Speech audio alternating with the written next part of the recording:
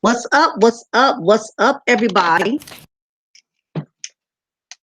It is your girl, your diva in knowledge. Let me know that y'all can hear me. I want to make sure y'all are able to copy my voice. So just give me a thumbs up or just shoot me a quick note. Let me know that you can hear me. I want to make sure my voice is on point this evening. Yes, Lord. Thank you, God, that it is finally Friday. Been a long week, but we made it. Praise the Lord. Let me know if y'all can hear me out there. Just throw me an emoji, anything. I just want to make sure before I go and talking to this. Okay, good, good, good. I just want to make sure because I would hate to be sitting up here talking for a good 30 minutes and nobody can't hear nothing I'm saying. It kind of defeats the purpose. You feel me? Well, on that note, I definitely want to thank all of my subscribers. I don't because I consider y'all as such. Want to thank y'all. I know it's a little late. I normally don't do content this late, but I'm like, hell, it's Friday. Big deal. It is what it is. So I'll just go ahead and do a little quick content. But on that note, I thought it was very imperative that I did this content because it's not too many sisters that really going too deep on these type of contents. Usually when black women, when we get on these platforms, when we do talk about black women or we talk about topics regarding black women, it's usually always in a sense of black women being attacked. In other words, when these female YouTubers, when these black women come on these YouTubers and you come on YouTube and use it as their platform. Most of the time, the content that they produce or put out there is always about brothers knocking black women or other black women knocking black women, but very rarely do we ever get down to the issue of what's really going on and the real underlying dynamics underneath it that a lot of sisters are not really being honest enough to really address the simple truth of the matter. So believe me when I say I get it. A lot of YouTubers, they don't look at things from a deeper perspective. And that's why I thought it was very imperative that I did this content because it is so unfortunate, that We as black women, and when I say we, I have to put myself in the mix because I am a black woman. I cannot talk about black women without addressing myself. Um, so basically, black women, what I'm starting to notice when it comes to us is that we are paying the price for the ratchet breed that is out there. Now, what I'm basically stating is that if you are a black woman, even if you are a decent black woman, if you're a black woman, what's up, Jamal? What's up, Shelly Shells? Oh, I'm so rude. I didn't even give a shout out to the people in here in my chat room. What's up, Black in Japan? One Track Swenson, Shelly Shells. What's up, child? And Jamar Pennymon. Big ups to everybody who's coming in. If you come in and I don't acknowledge you right away, don't take it personal. Sometimes I get on rambling and I try to stay on my course, and sometimes I won't notice you till I done chatted at least probably an hour through the damn content. I may notice your name, so don't take it personal if I don't speak to you. But on that note, I welcome all of you. The problem is, ladies, what we have to realize is we are fighting a war, black women. And the war that we are fighting is these other ratchet breed of black women. Is black women is good. The war is good black women versus ratchet black women. This is the war that we are combating. This is the war that we are fighting. And I felt it was very imperative because later on tonight, what's up, Anthony? Appreciate it. Uh, I'm gonna show the video. I'm gonna wait till a good bit of people come in because I don't want to have to keep playing the video over and over and over. So I'm going to wait till I get a good bit of people. So I'm gonna play it by ear. But basically, y'all, there's this video that has went viral. If y'all haven't seen it yet, but now, and I'm gonna show the clip a little later. There's this video that went viral of this black woman in the nail shop who got attacked by this Vietnamese, or I don't know if it's Vietnamese or Asian. I really don't know too much about the culture, so I would hate to misjudge them, but I really don't know anything. But I'm assuming he's Vietnamese. And basically, he attacked this black woman. He took her wallet and he assaulted her. He pushed her, or he put his hands on her basically in a nail shop, and she had to basically call the police, which I'm glad she called the police, because had that been the typical ratchet black woman, it would have been a fight. I mean, they would have been throwing down like they was in a correctional facility center. Had he approached a ratchet sister like that, y'all know it would have went a whole nother way. But so happened this woman was one of the decent ones, and she carried the situation with class, and I'm glad she did. I don't know about the other black women out here, but I get really excited. I get so happy when I see a black woman carry herself with grace and elegance, because we really don't get that type of props. We really don't get no recognition. Usually, anytime you see black women in a confrontational situation, you see us leaping over the damn counter in Waffle House. We fighting in Waffle House with no drawers on. We scrapping, pulling each other damn hair bundles. We fighting and duking it out like pit bulls in the street. So to me, I can't speak for other black women, but I get excited when I see a sister handling her business and she carrying herself with class and elegance. Even when people are trying her and testing her, she handles her situation with grace and elegance. And I love, love, love, love when a black woman handles herself with grace, no matter who's provoking her, no matter who's trying her, no matter who's testing her. I give kudos to black women who know how to keep their anger under control, who know how to carry themselves with class, even when the enemy, even when the devil is trying to attack them. Because like I said, 9 times out of 10, when we go on YouTube, when we go on these black websites and social chat sites like Star and Media Takeout, we always seeing black women acting like hyenas. Like I said, we scrapping in Waffle House. We dragging a sister who's working at KFC. We dragging a sister by her hair from behind the counter, all because she got our order wrong. And y'all know where I'm going. Basically, black women, we're catching a lot of heat for not knowing how to conduct ourselves when we get into certain situations. And the bad part is that it's decent black women like myself, we catch heat. for these other ratchet sisters out here who don't know how to conduct themselves. I can't tell you how many times I've been in situations and I was tried just because I was a black woman. I was provoked just because I was a black woman. It's kind of no different than these black men, kind of what y'all experience. Like black men, y'all constantly being, what's the word? It's a certain word to where maybe one of y'all can help me because my brain little frozen right now. I have a little glitch in my brain sensors. But like, for instance, when you as a black man, you getting pulled over by the police just because you're black.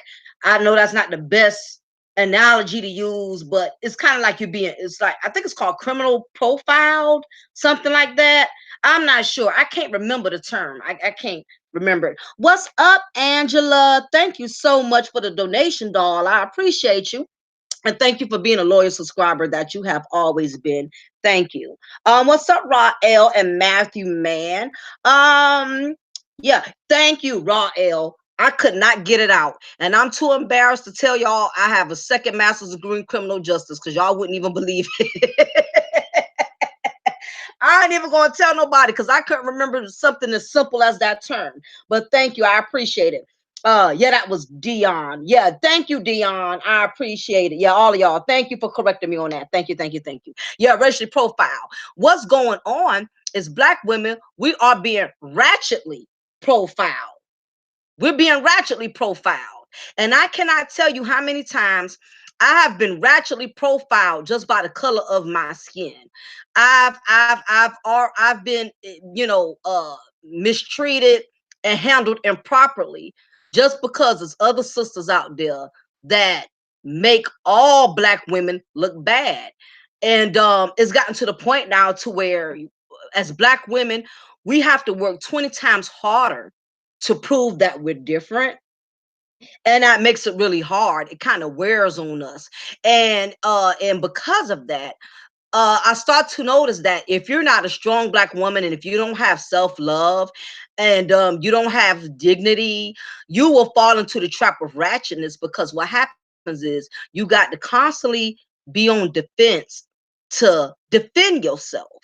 So it's kind of like, if you're constantly being attacked based on people grouping you with another group of sisters that don't know how to carry themselves and don't know how to act, you got to put in more work. And that's what's happening, ladies. If you are a black woman, I'm going to tell you, you're going to have to put in work to prove that you are different, because these ratchet sisters out here is making us look bad.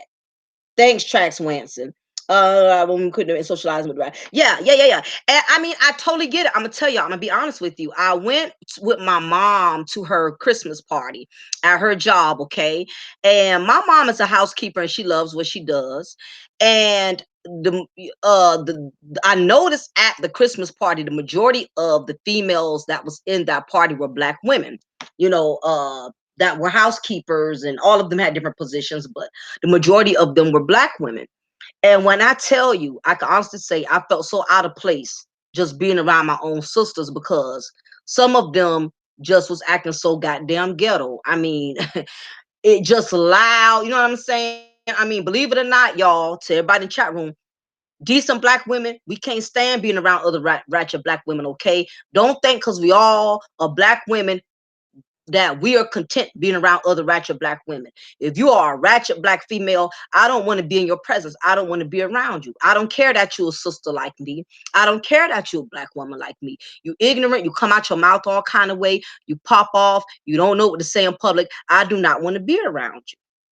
And it has nothing to do with I don't like black women. I don't care for ratchet black women. So just don't take that stereotype out there, guys, that all of us are down by law and all of us are going to stand by each other just because we all are sisters, because that's not true. All black women are not going to support other black women, especially ratchet, ignorant, uneducated ones. I will support a sister that handles her business, that's intelligent, that knows how to conduct herself. Yeah, I'm all for supporting a sister in that nature.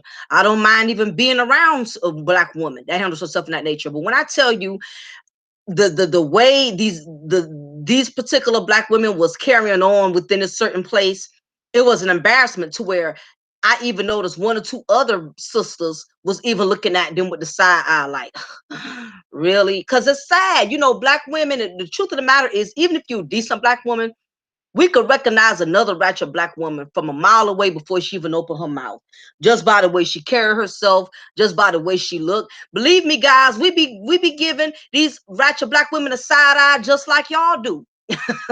We don't be down by law because, oh, all black women stick together. Bullshit. I don't stick with ratchet heifers.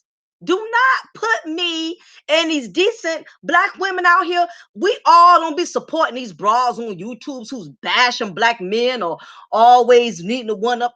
All of us ain't checking for these ratchet sisters out here.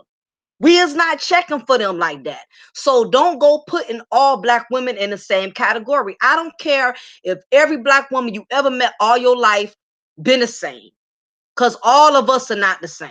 We're not. Believe it or not, a lot of us have been raised with good mothers, good fathers. A lot of us are very educated. A lot of us could sit in a room with an executive director and a CEO and hold a very conductive, highly intellectual conversation. A lot of us, we know how to act when we get in a certain environment. Now, this ain't to say I'm not a sister that don't have ratchet tendencies, because that would be phony. I'm gonna let you know it's some ratchet bullshit that I do. You know what I mean? But I know how to keep it in the minimum. Let me tell you some of the ratchet stuff that I do. You know what I mean? Because I'm not going to act like I'm one of these righteous black women, like I don't do ratchet stuff. I'm going to tell you I do ratchet stuff.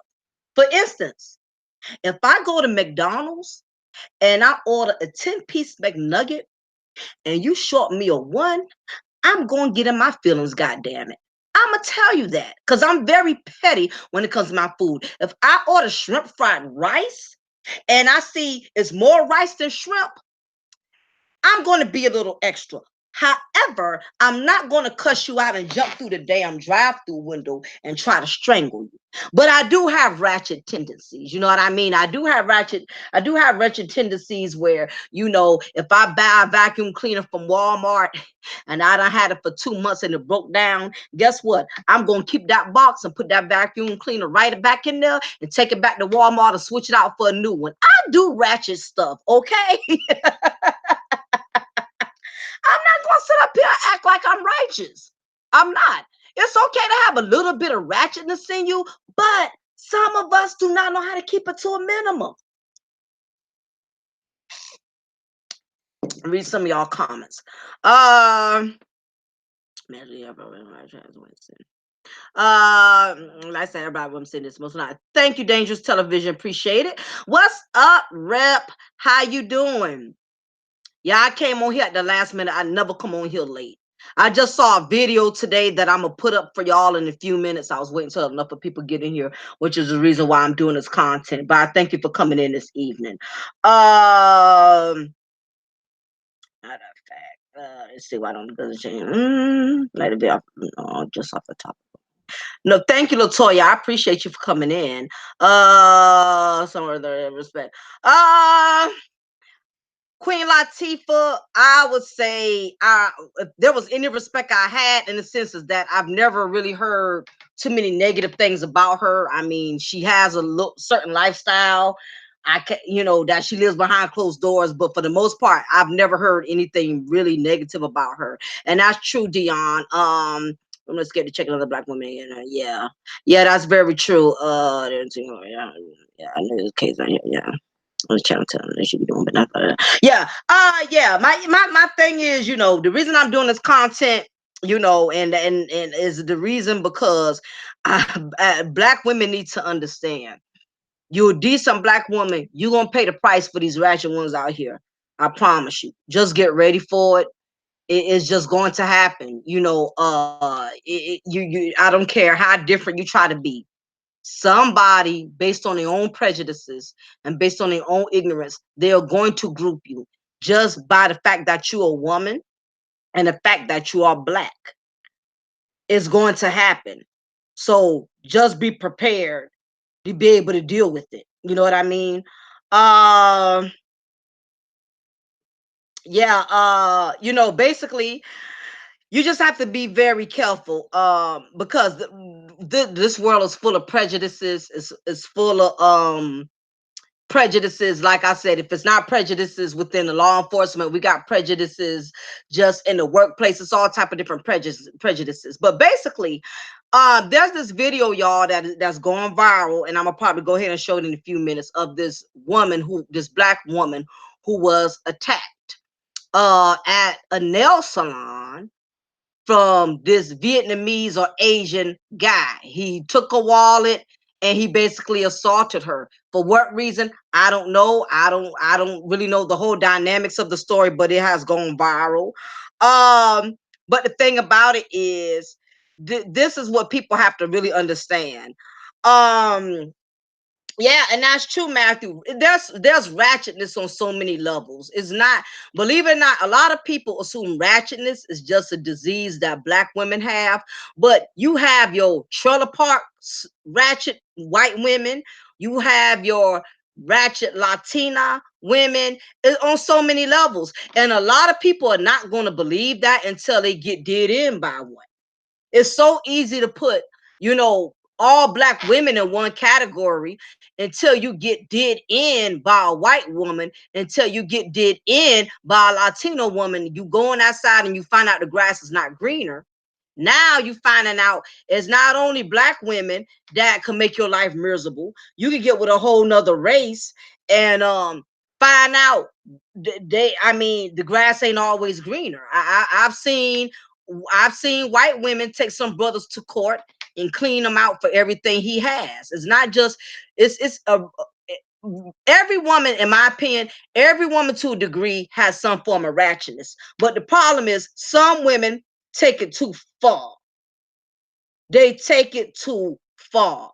It's okay to get overly emotional at times. It's okay to express yourselves. But some women take being ratchet too far. Like I said, I got a little bit of ratchetness in me. I have to fight daily to keep my ratchetness to a level, because it's by nature. Where women, we are so used to having, black women, we are so used to having to defend ourselves. You will find yourself fighting at every comment that's thrown at you, at every opinion that's thrown at you, at every jab. You will constantly find yourself attacking people at any point who you feel like is trying to attack you. As women, that's where the maturity has to set in. And we have to know when to not stoop to people's levels, because as black women, they look for you to act up. I'm telling you now, they're going to look for you, black sisters, to act up and show your behind, because that is what we're known for. Yeah, absolutely. And you ain't lying, Dangerous Television. You ain't lying. That's why I drink at home. I don't drink at the clubs. I drink at home. That way, if I want to get ratchet, guess what? Nobody knows it but me and my husband. That's absolutely right. Absolutely. Um, what's up, Mel Wolf, for coming in? Uh, yeah, there's ratchetness. Let me tell you something. You piss any woman off, you gonna bring ratchetness out of her. I don't care if she white. I don't care if she black. You piss off a white woman, she gonna take you for everything you got. Especially if you married, she gonna take you for everything you got. You better ask Scottie Pippen. He feeling the funk right now. Black woman, you piss off, she gonna take you for everything you got. A Latina woman, you piss off, she gonna take you for everything you got. Asian woman, you piss off, she gonna take you for everything, for whatever you got. Especially if she's been one who been born and raised in America. But for the most part, what I'm trying to make y'all understand is a woman is a woman. Don't put a woman in the category. Do not sit up here and feed yourself a stereotype that all black women are no good, so you safe for dealing with white women, or all white women ain't no good, you safe for dealing with black women. It don't it really, like I said, you piss off somebody, you're going to see a side of them that's going to make your life miserable regardless of how. So you're not playing it safe. It don't matter. If it's so wonderful, why so many Hollywood divorces? Why so much divorces in Hollywood? Why so many brothers who done crossed over? They not with their white wife no more. They not with their Latino wife. What they are they wife? I don't see some white snow bunnies then cheat and mess around. Scottie Pippen, white wife, was messing with Future. Well, and and I'm not saying all this to make the black women look good or to make the white women look bad. What I'm saying is when you dealing with a tramp, she a tramp. It don't matter if she black, white, purple, or green. You dealing with a female that's all for herself and she gonna only look out for herself, then it don't matter what color she is. If she has a hidden agenda, she gonna take you for whatever you got. And that's the part you have to understand. I don't know, Anthony. I would like to. And I still have to go back to I still have to go back. There's a couple of things I have to still work on. So I'm out of training right now. And I won't be returning back to training till probably like March or April. But I would like to. There's no sociability for black female ratchet behavior except broken families. And that's very true. But many black women don't care about the family structure.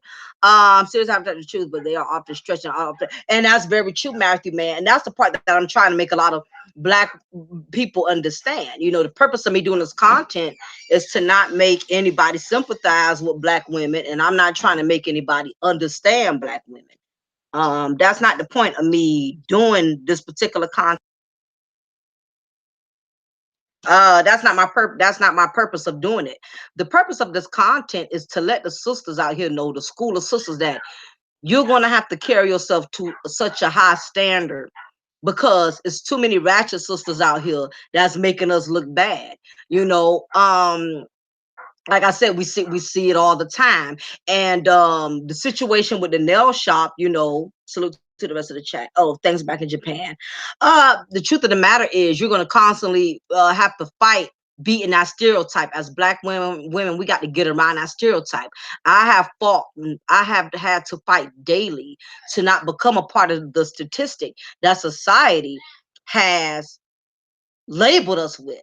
That is why I fought so hard to go to school and go to college. And even women who have degrees, black women, we still get flack for having degrees because the sisters who never went to school, society has labeled them as uneducated, being ignorant. So as a black woman, you try to stray away from that stereotype. You go to school, educate yourself. Now as a black woman, you too bougie. Now as a black woman, oh, you think you all of that because you have a degree. I'm like, well, damn if I do, damn if I don't. You know what I mean? It's like even when we try to step outside of the norm or what is expected of us, we still don't get enough of credit for trying to do the right thing. We just don't. Um, I thought it's a cracker culture. Uh-huh. Yeah, you got some points there, Raw L. Absolutely. Yeah, so we have to definitely be very we have to it's going to constantly be a fight for us as black women to step outside the norm. Now, you have some black women who got more kids than, the summer day camp, and society shuns them and basically tells them, labels them as, single mothers who are in the struggle, who just want to be baby mamas and this and that. Okay, so you get this one sister who don't want to have no kids, and people still looking at her some type of way. Oh, why you don't have 8 or 9 kids? Do you realize that women who don't have kids, black women who don't have any kids, they think something is wrong with her womb, they think she's barren? Dude, that's the crazy part.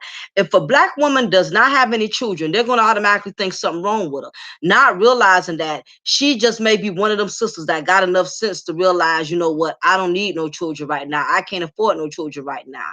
I've seen people go in on black women who don't have kids and say, you must be barren. You must be can't have no kids. Well, I mean, it's sad. I'm telling you, as stupid as it is, I'm telling y'all, I have heard it 1,000 times. If a black woman don't have kids, they think she's impotent. They think she's barren. They think something wrong with her womb. They don't think we're smart enough to not They don't even think we smart enough to not have too many kids. They think something wrong with you because you don't want to do like the rest of these sisters that have 8, 9. I'm like, golly, we damn if we do, damn if we don't. Golly, a sister try to do the right thing. Something wrong with us, even when we're trying to do the right thing. Um, exactly dangerous. Exactly dangerous TV. Yeah, all of y'all got very valid points in here. That's what I'm saying. We can't do nothing different. Black women can't do nothing different without getting ridiculed. They think something wrong with you. They think something wrong with you if you not married by now. They think something wrong with a black woman because she's not married. Oh, but why really? Because she wants to take her time and look for the right man. Something wrong with her because she's 38 and still single and don't have kids. Something wrong with her. Really? Because she's not on her fourth or fifth baby daddy. She's not on her third or fourth husband. She's trying to take her time and do the right thing. Something wrong with her? Wow. I'm telling you, black women, we be catching heat. I don't care if you do it the right way, you do it the wrong way, you try to do it right, they still gonna figure something wrong with you. Just get ready. Is an abortion queen. A black woman with no children is an abortion queen to me. You really think so, Dion? Would you care to elaborate on that a little bit more? I would like to get your opinion on it. Believe it or not, a lot of black women are not having children because they have abortion because they have aborted it. So believe it or not, every all black women have had some type of exposure to a ratchet sister who has done it, and seeing the struggle that other ratchet black women have gone through is what makes decent black women stray away and say, you know what, I don't want that. I don't want no children. It's not because she has had 8, 9 abortions. Some black women are wise. Believe it or not, some black sisters are wise. They are not going to put themselves in a position to where they are overcrowding their lives with a bunch of children. They're overcrowding their lives with with 8, 9 baby daddies. You have some sisters out here that are very particular because you know what's going on, y'all. The black women in this generation are becoming more educated, but you know why?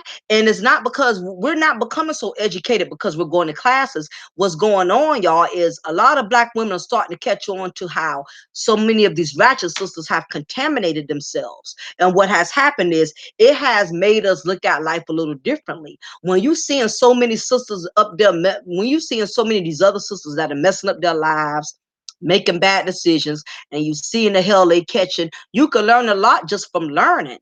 You know what I'm saying? And what's starting to happen is sisters are getting more hip to the game. Ain't too many sisters doing ain't they are taking matters in their life not as seriously.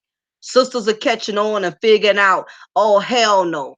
I don't want to deal with welfare. I don't want to deal with 89 baby daddies. Because believe it or not, y'all, this is another thing. When it comes to these black families, for example, I know a particular individual now. It was her and 3 of her sisters who grew up in the same household. All of them are pregnant except her. She was the only one who moved out and joined the military, and she's in the Navy. And the reason why she decided to make an opposite choice was because she's seen all the black women in her family, all of her sisters being up under the same roof with black women who are single mothers and have to struggle to take care of their children. It scared her into making that same decision. So she, if anything, it motivated her to want to step outside of that institutional structure of her family, and it motivated her to make a different decision. So believe it or not, there's a lot of black women who have seen their aunts make bad decisions, who've seen their bigger sisters make bad decisions, who have seen their mamas make bad decisions. And if you grew up in an environment where you have been exposed to other black women who have made poor decisions, common sense will motivate you to make different decisions. You see, I mean, I know I did it. I see my mom come having to raise all 6 of us.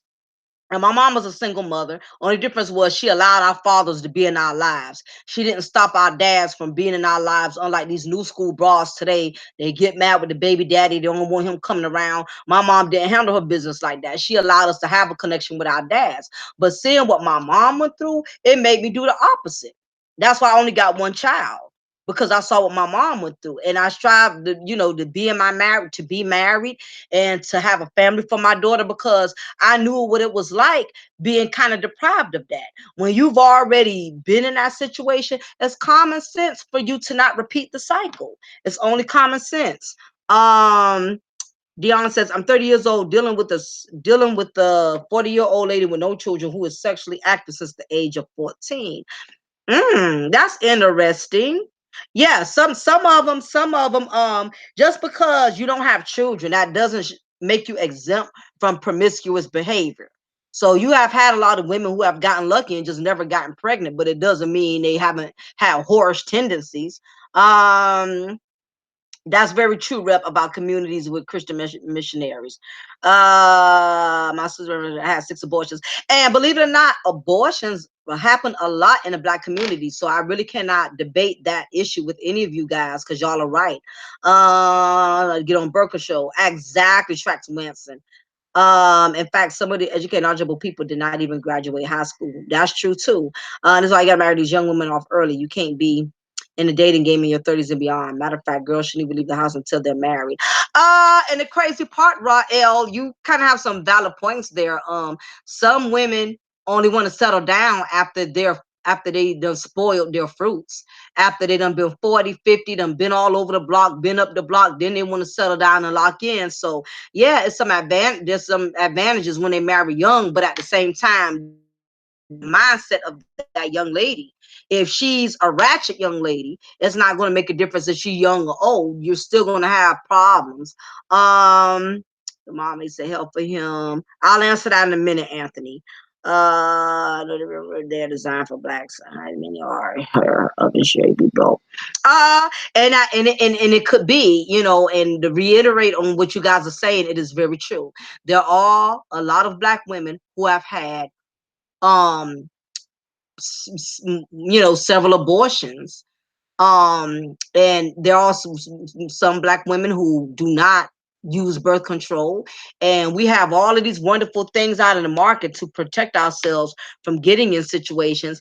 And the problem is, some of these Black women, they're not being educated. If you don't have a real mother, you don't have a real father, if you have a mother who's trying to be young like you, who don't know more than you do. And keep in mind, a lot of these Black women, some of these Black women, their mothers had them very young. So you can't teach your daughter something that you didn't have. If your mama has you at 17, 18 years old, what the hell can she teach you when she didn't know anything? So some Black women are cheated from the start, from even having anything out of life, because their parents had them at such a young age. And your parents can't teach you nothing when they're young themselves. But honestly, I would rather a woman have 10 abortions than to bring 10 kids in this world, can't take care of them, and we are paying for them through our state taxes, for her to get food stamps, welfare, and for her to make other guys' lives miserable by placing all 10 baby daddies on child support. I would rather her have 10 abortions. Please do not bring any children here that you don't plan on taking care of. Now, in the real world, the best thing to do would be to go on birth control, like Trax Winston said. But a lot of them don't have the knowledge of how birth control works. A lot of them don't want to know how birth control works, and some of them are just ignorant to the fact of how it works. And the truth of the matter is, like Metamorphosis says, a lot of them don't even use condoms nowadays. That is the world we live in. Y'all got to realize we're living in our last days, so people are not going to do things the right way. They're not going to. And then again, these women are not using condoms, not by themselves. These brothers ain't using the condoms. These ratchet chicks are not getting pregnant by themselves. These ratchet brothers are planting seeds into these ratchet females. Because if you are a man of class and substance, you're not going to impregnate these type of women. You're not even going to waste your time. So while we want to talk about how ratchet these women are, It's some ratchet brothers who are giving these ratchet women children, and this is how we get all these ratchet ass kids in the world. So it goes both ways. These ratchet women, they're not getting pregnant by themselves. Somebody is impregnating them. Somebody is placing a seed in their womb. Oh, hello, there's no Virgin Marys. Um, Daughter who grew up having to care for youngest and intended to have a lot of children. Absolutely dangerous television. Absolutely. And that's a very true statement. Anytime a black woman has grown up in a household full of children, 9 times out of 10, she's gonna have a bunch of children. It's one of those things that becomes a cycle. It becomes a generational curse.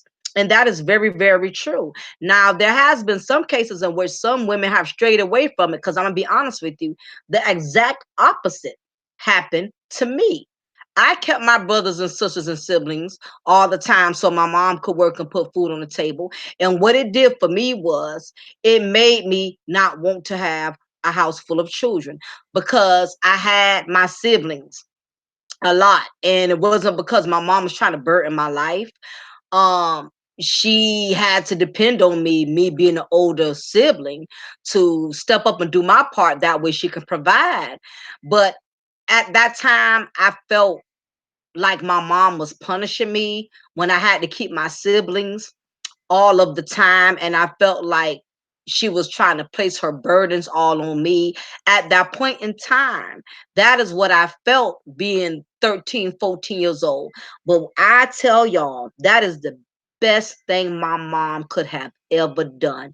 I'm so glad she left my siblings on me, because that motivated me to not want to have any children. I only got one daughter.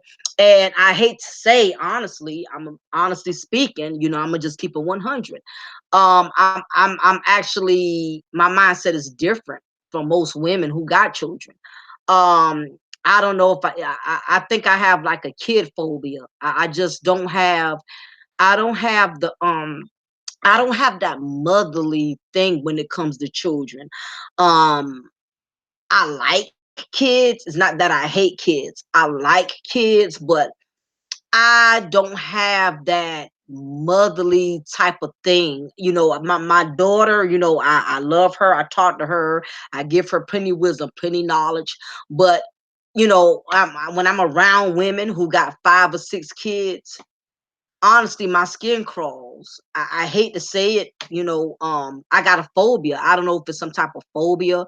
When I just see a woman with a bunch of kids, my nerves get bad. I don't know where it comes from. I just, I see the first thing that comes to my mind when I see a woman with a bunch of kids. I'm like, that's a lot of responsibilities. That's a lot of burdens. All I see is burdens. When I see a woman with a bunch of children, I see a lot of burdens.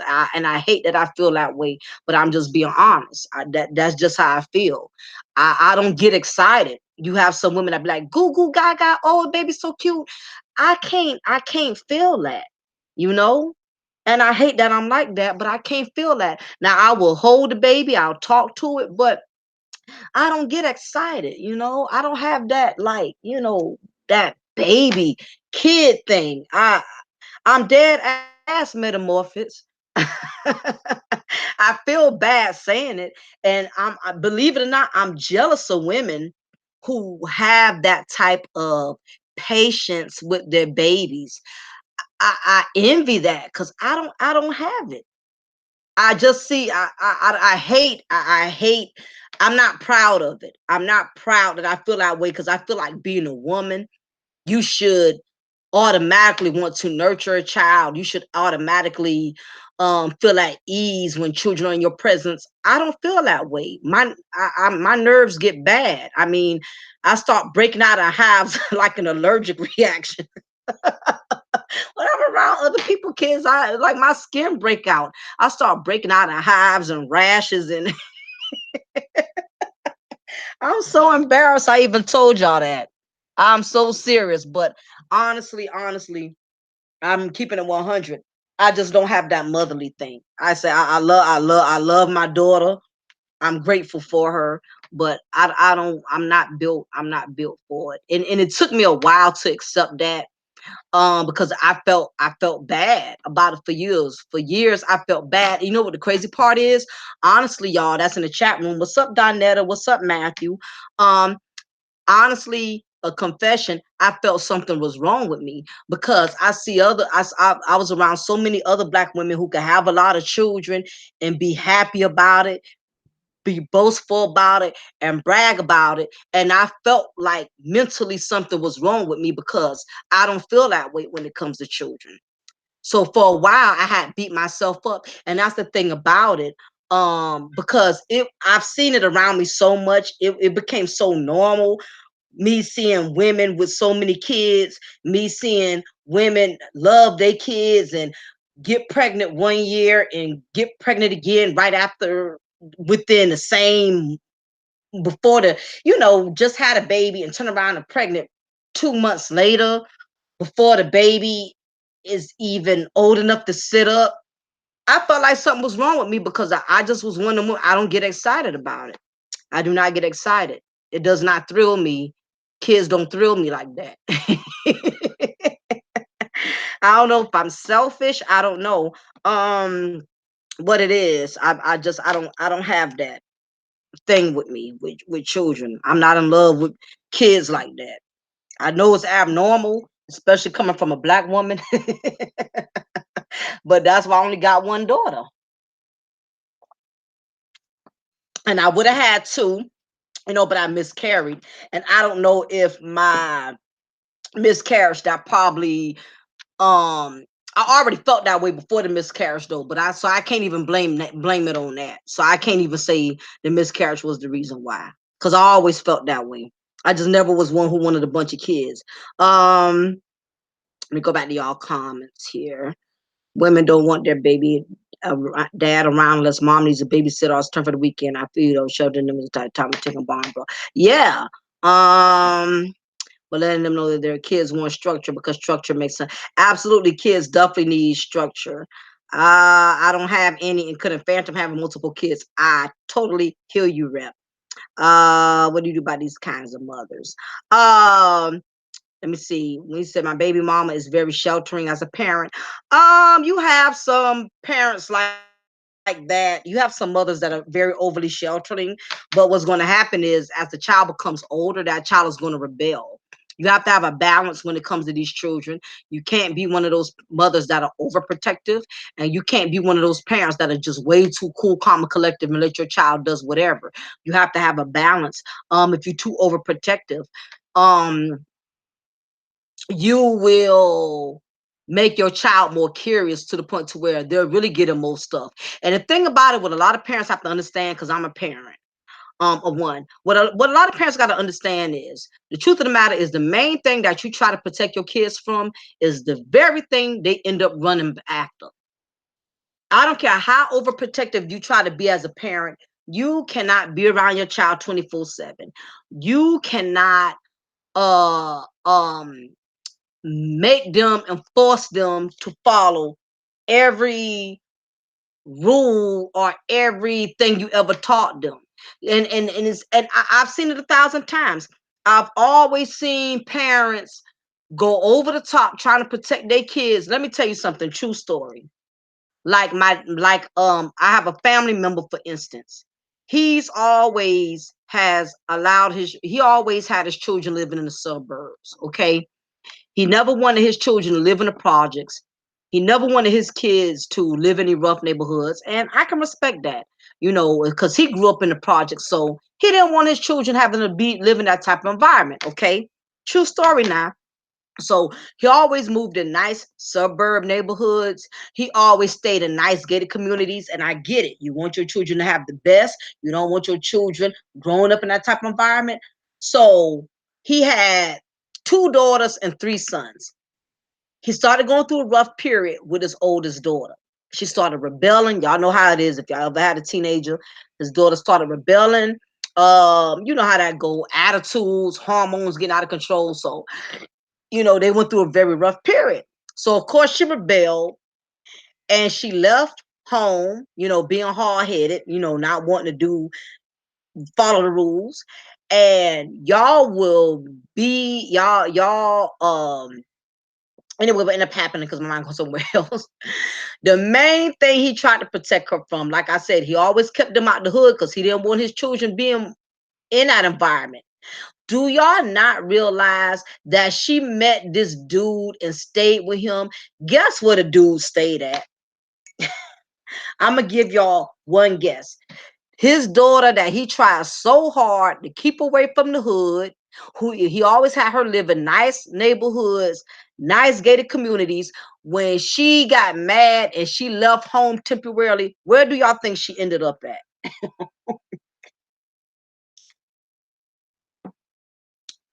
Honestly, just one person to answer that question. Where do you think she ended up at? Because I know I got some intellectual folks. You close tracks, Wanson. She ended up with a hood boy. The main thing her parents tried to protect her from, I'm telling you, parents. If I seen it once, yep, Matthew, the ghetto. She met a hood boy in the ghetto, moved in with him and his mom in the hood. All y'all right? All y'all get a prize behind curtain number 2. All of y'all are right. That's what I'm telling you, parents. Only thing you can do as a parent is teach your child the best you can, teach them right from wrong. And guess what? They still gonna go out there and do the main stuff you don't want them to do. They're gonna do it. I done seen it 1,000 times. I done seen parents fight so hard to protect their children from daughters from not getting pregnant. What happens? She gets pregnant. I done seen people try to protect their sons from not going to prison. Guess what? He ended up in prison. It happens all the time. Well, dangerous. As long as he's decent, I don't care if he black, white, purple. As long as he decent and treating her good, then you blessed. Cause you have some parents out here who got son-in-laws and daughter-in-laws from hell. So as long as he doing right by her, that's all that matters. So you did something right. But yeah, she ended up with a hood boy, and sure enough, she got over there. He was dogging her, fighting her, and she ended up having to go back home, and go back to her parents. But she straightened up for a little while, but that still ain't lasted because she met another hood boy and got pregnant from him. What's up, Nolan? Thank you for coming in. Danger. Let me see. My great grandmother told my dad's mother there two sides to a bloodline. One could be good, one could be bad. So yeah, that's true. Rap L. My thing is, you know, you just can't. The main thing I could tell anybody in here, if you are a parent, don't place your child on the pedestal. Do not place your child on the pedestal, because those will be the main ones that'll turn around and embarrass you and shame you. Be proud of your child, encourage them, um uplift them, teach them right from wrong, but don't put them on a pedestal. What's up, Fido? Thank you for the donation. I appreciate it. Thank you for always looking out. I'm very grateful. I'm saying, exactly. You got to, tracks. You can't even show them no more. You got to let them go out there and bump their head. That's how bad it is. As parents, we want to protect our children so bad. We don't want our kids getting in trouble. We don't want our kids going to prison. We don't. But guess what? For some of them, that's what it takes. Some of them not gonna learn till they really get in a bad situation.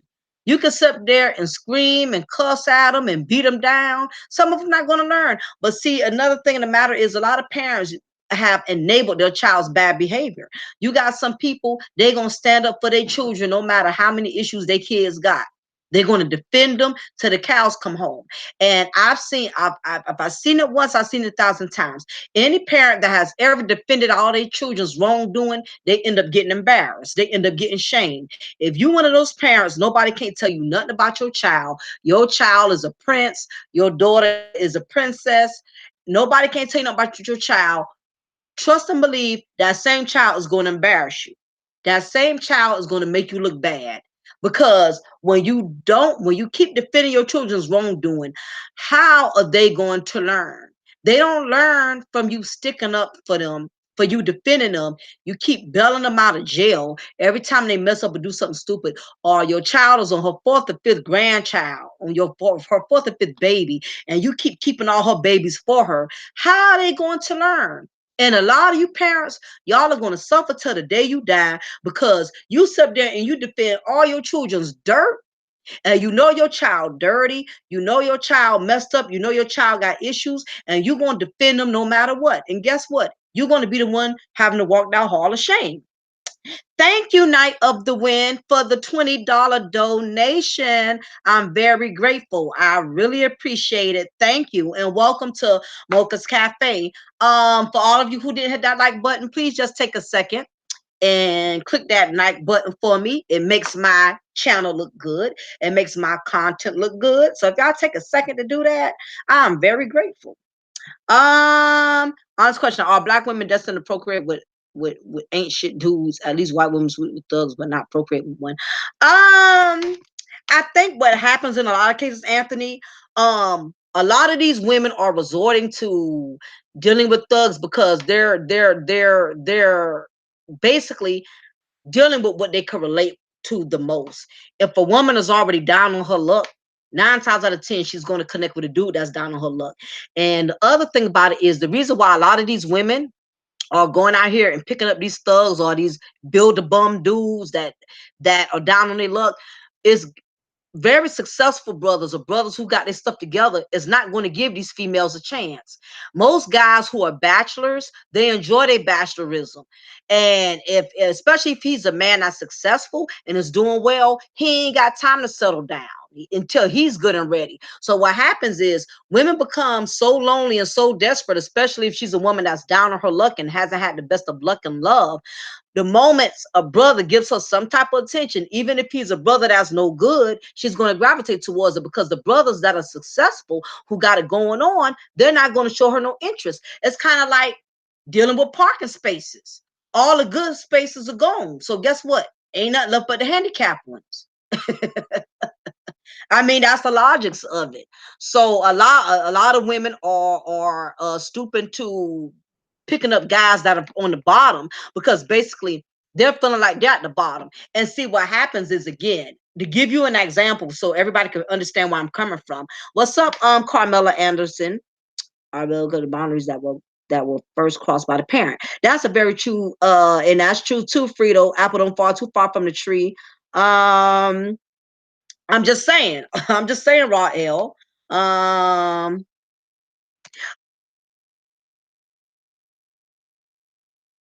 Oops, I missed and pressed the mute button. I just broke down a synopsis of that, Nolan, but I'll explain it a little different. Basically, let me just give y'all an example. If you have a female that's already not in the best condition, let's say if she's struggling with the bills, let's say if she's working paycheck to paycheck, let's say she probably got 2, 3 kids from 2, 3 baby daddies. Who are not really supportive of her. 9 times out of 10, guess who's going to be interested in her? Come on now, do the math. We got very intelligent people in this chat room.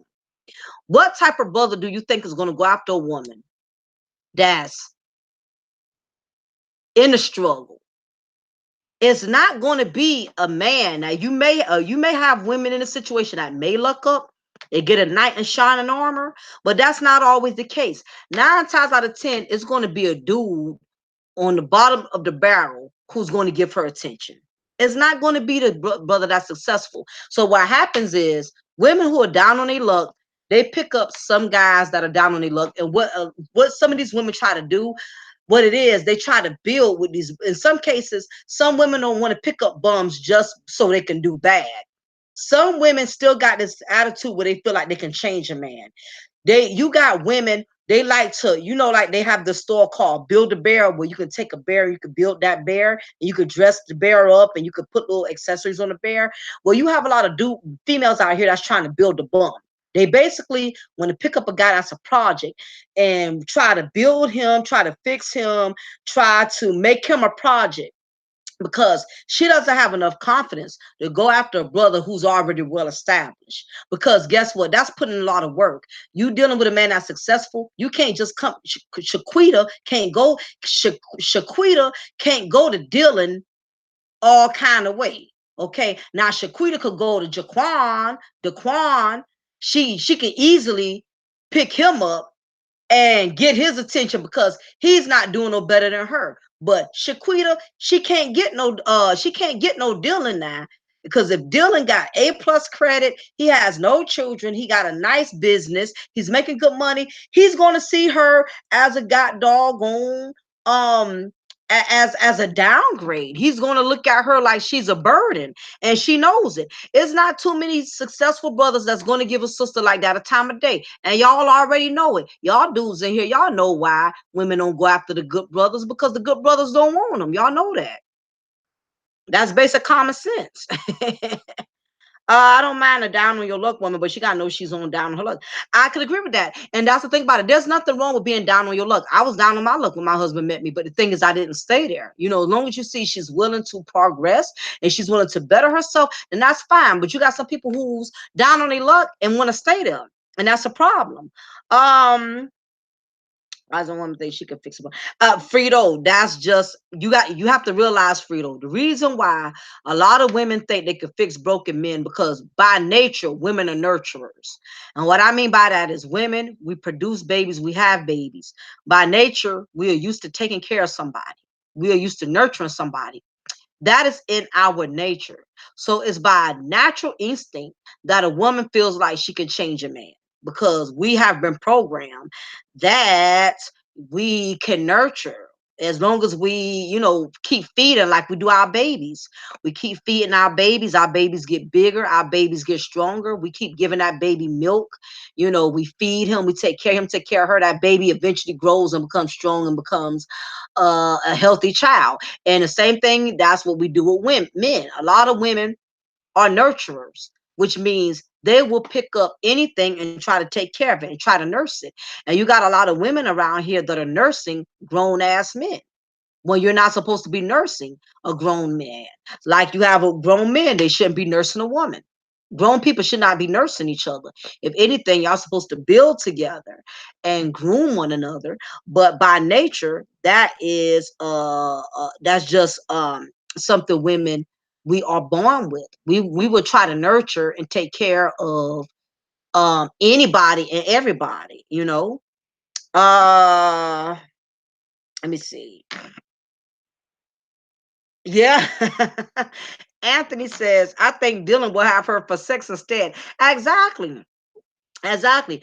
Like I said, successful brothers, they ain't checking for no. I keep hitting the freaking mute button.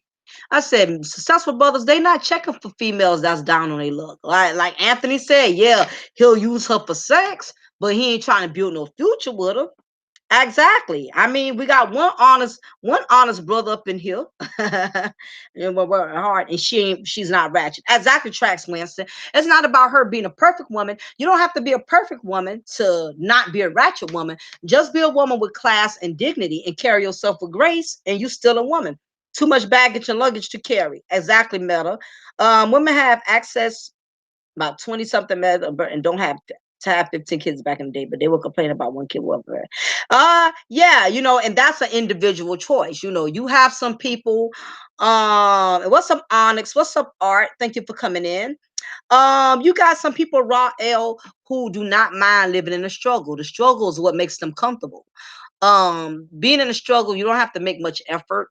You don't have to really extend yourself. Being in a struggle gives you the advantage of being complacent, meaning you don't have to grow. And some women and men are comfortable with being stationary. They don't want to grow. I'm thinking I'm sexually attracted to that guy. Yeah, usually Onyx. But about opposites attracting the people that are too like often bump heads. Um, Again, what people have to realize, compatibility is not about what a person has. You and a person could both be rich and both be successful. But do you not realize that's not going to make you compatible? Do y'all not realize that? It's not what you have materialistically. Exactly, Frito bag lady. Yes. Um, it's not about opposites, attracted, and not about people being too much alike, which is causing a bump heads. It's about chemistry. It's about both of y'all having that spiritual connection. That is what makes the connection. Y'all both have to spiritually be on the same level. Y'all have to spiritually and mentally be on the same level. It don't matter if she's a lawyer, and it don't matter if you're a doctor. That does not make you compatible. And believe it or not, sometimes you are compatible with people that are least of what you expect. Sometimes what you think is your type not going to always work for you. Everybody has a type. Well, I only want this certain kind of man. I only want a certain type of woman. You can have a type, but that don't mean your type is going to work for you. That's the problem. We place too many emphasis. We want a person to look a certain way. And there's nothing wrong with being particular and choosy, but you got to be realistic. There's no way you're going to find a woman with real hair all the way down her back, A+ credit, no kids, no baby daddies, um, give you sex every night, um, don't complain about nothing. Same thing with the ladies. You're not gonna find you a 6'7", graduated from Harvard, A+ credit, no baby mamas, um, high paying job, church going man. You're not going to get all of what you want in one package. It's going to I don't care who you meet, that person is going to have flaws. That person is going to have faults. And if you're the kind of person, you are very delusional, and you already have in your mind what kind of person you want to be with, you're going to get disappointed because you're not going to find that exact person. Even when you find everything you like about a person, you're going to find something you don't like. That's a guarantee, and you got to be realistic about it. um and emotionally stable for most men. Yep, honest, and I've heard that. You're not the first man that I have heard made that statement. um They live a struggle that they don't have to live. Birth control according to performance with baby struggle. These chicks are struggling about willful choice. What's up at the table kitchen? Yeah. Um, but yeah, you all made a lot of significant points. But I know I've been digressing. But again, as black women, if you're a decent black woman, you're a black woman that has class, you have substance, you've been raised right, you got morals, you have values. You're going to have to put in extra work, because the problem is there's too many ratchet sisters out here that's making us look bad. Um, that's making us all look like, we are difficult, we are complicated, and you have to, and unfortunately you have to fight daily to prove that you're different from that, because society has made it that way. Black women, we're not allowed to it's almost, in a sense, it's getting to the point to where we're almost not allowed to defend ourselves. The moment we defend ourselves, people are going to automatically think um we're on the edge, or we got an attitude, or we easily get offensive. And the reason why we do is because it's so many other sisters out here making it hard for us, that's making us look bad. So automatically that's going to put us in defense automatically. Um, that's going to put us on the edge, to where we constantly got to feel like we got to prove a point, prove we're different, prove we're on another level. We got to constantly keep proving ourselves. Um, would you say Alicia Keys is admirable?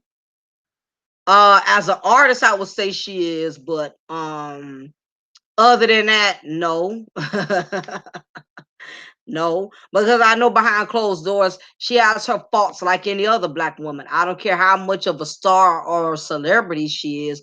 Behind closed doors, she got demons in her closet too. And we all know the history between her and Swiss Beats, even though they try to make it seem like him and the woman was already having problems. That don't matter. He was married. You know what I mean? So I just don't have no respect for any woman who is dealing with somebody's husband. I just don't, I would never disrespect her if I saw her in the street, but I'm not that fond of her, but I respect her music and, her talent.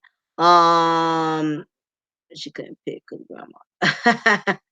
And the black community word grandma is slang for dude that she couldn't pick because grandma does everything.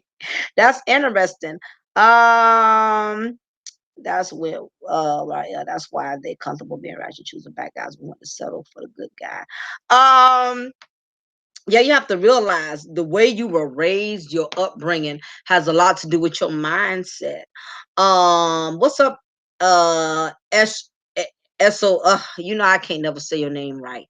Therapist. What's up, therapist? I'll get your name right one of these days. But I know I said that last time. uh yeah, it's unfortunate, but I'ma see if I can play this video for you for everybody who has came in this chat room for the reason why I'm doing this content, since I got a good amount of people here. The reason I decided to do this content called good black women paying the price for ratchet women is because there's this incident that has occurred. The video has gone viral. This sister got into altercation with this Vietnamese nail shop owner. And it basically got so out of hand to the point to where she had to call the police on him because this Asian man or whatever his race was, he just felt so comfortable putting his hands on his black woman, and then kind of find out this is not the first time he has done this. And to give y'all a bit of idea, I'm gonna just go ahead and play the video so y'all can kind of see the situation that had occurred. So let me see if I can go ahead and play this for y'all. Get this video ready. Okay, yeah, I got it about ready. So I'm gonna go ahead and share this screen. Let me get this party started for y'all. Okay. Present.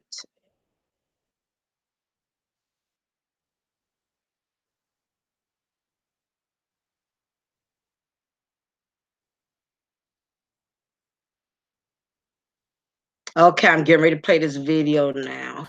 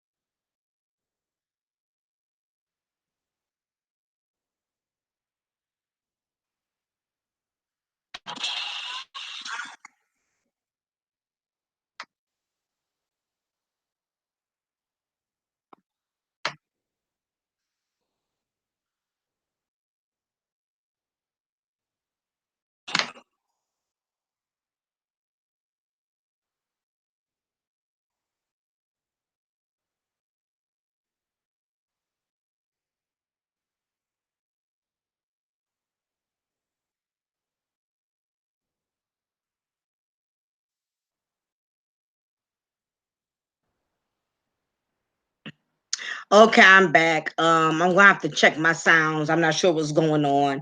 But I'll leave the link to this video to the bottom. What's up, freelance? Appreciate you for coming in. Basically, just the situation. It wasn't a whole lot being said. Basically, this Asian man who was doing this woman's nails. They had some type of disagreement. I'm not sure what provoked the incident or what caused it. What caused things to go left. But basically, he assaulted her. I think he pushed her, or I don't know exactly how he put his hands on her, but basically he assaulted her. So what happened was she had to call the police to come to the shop, and for good reason. um yeah, I'll be wrapping things up in a few therapists because it's getting a little late. I've never done a content this late, but I'm going to send you, and I'm going to send Rep and Classic Ruby email when I get off of here to see if we can all get together tomorrow night and go live and see how it goes. Because I've been meaning to get with y'all anyway. So yeah, so we'll shoot for tomorrow. I'll see what everybody's schedule looking like. What's up, Seven? Thank you for the $2 donation. Basically what happened was she had to call the cops because this wasn't the first time this particular dude, this nail shop owner, has put his hands on a black woman. And what I do like about the situation was that um she did not take matters into her own hand, because had that been a Ratchet sister, things would have gone left.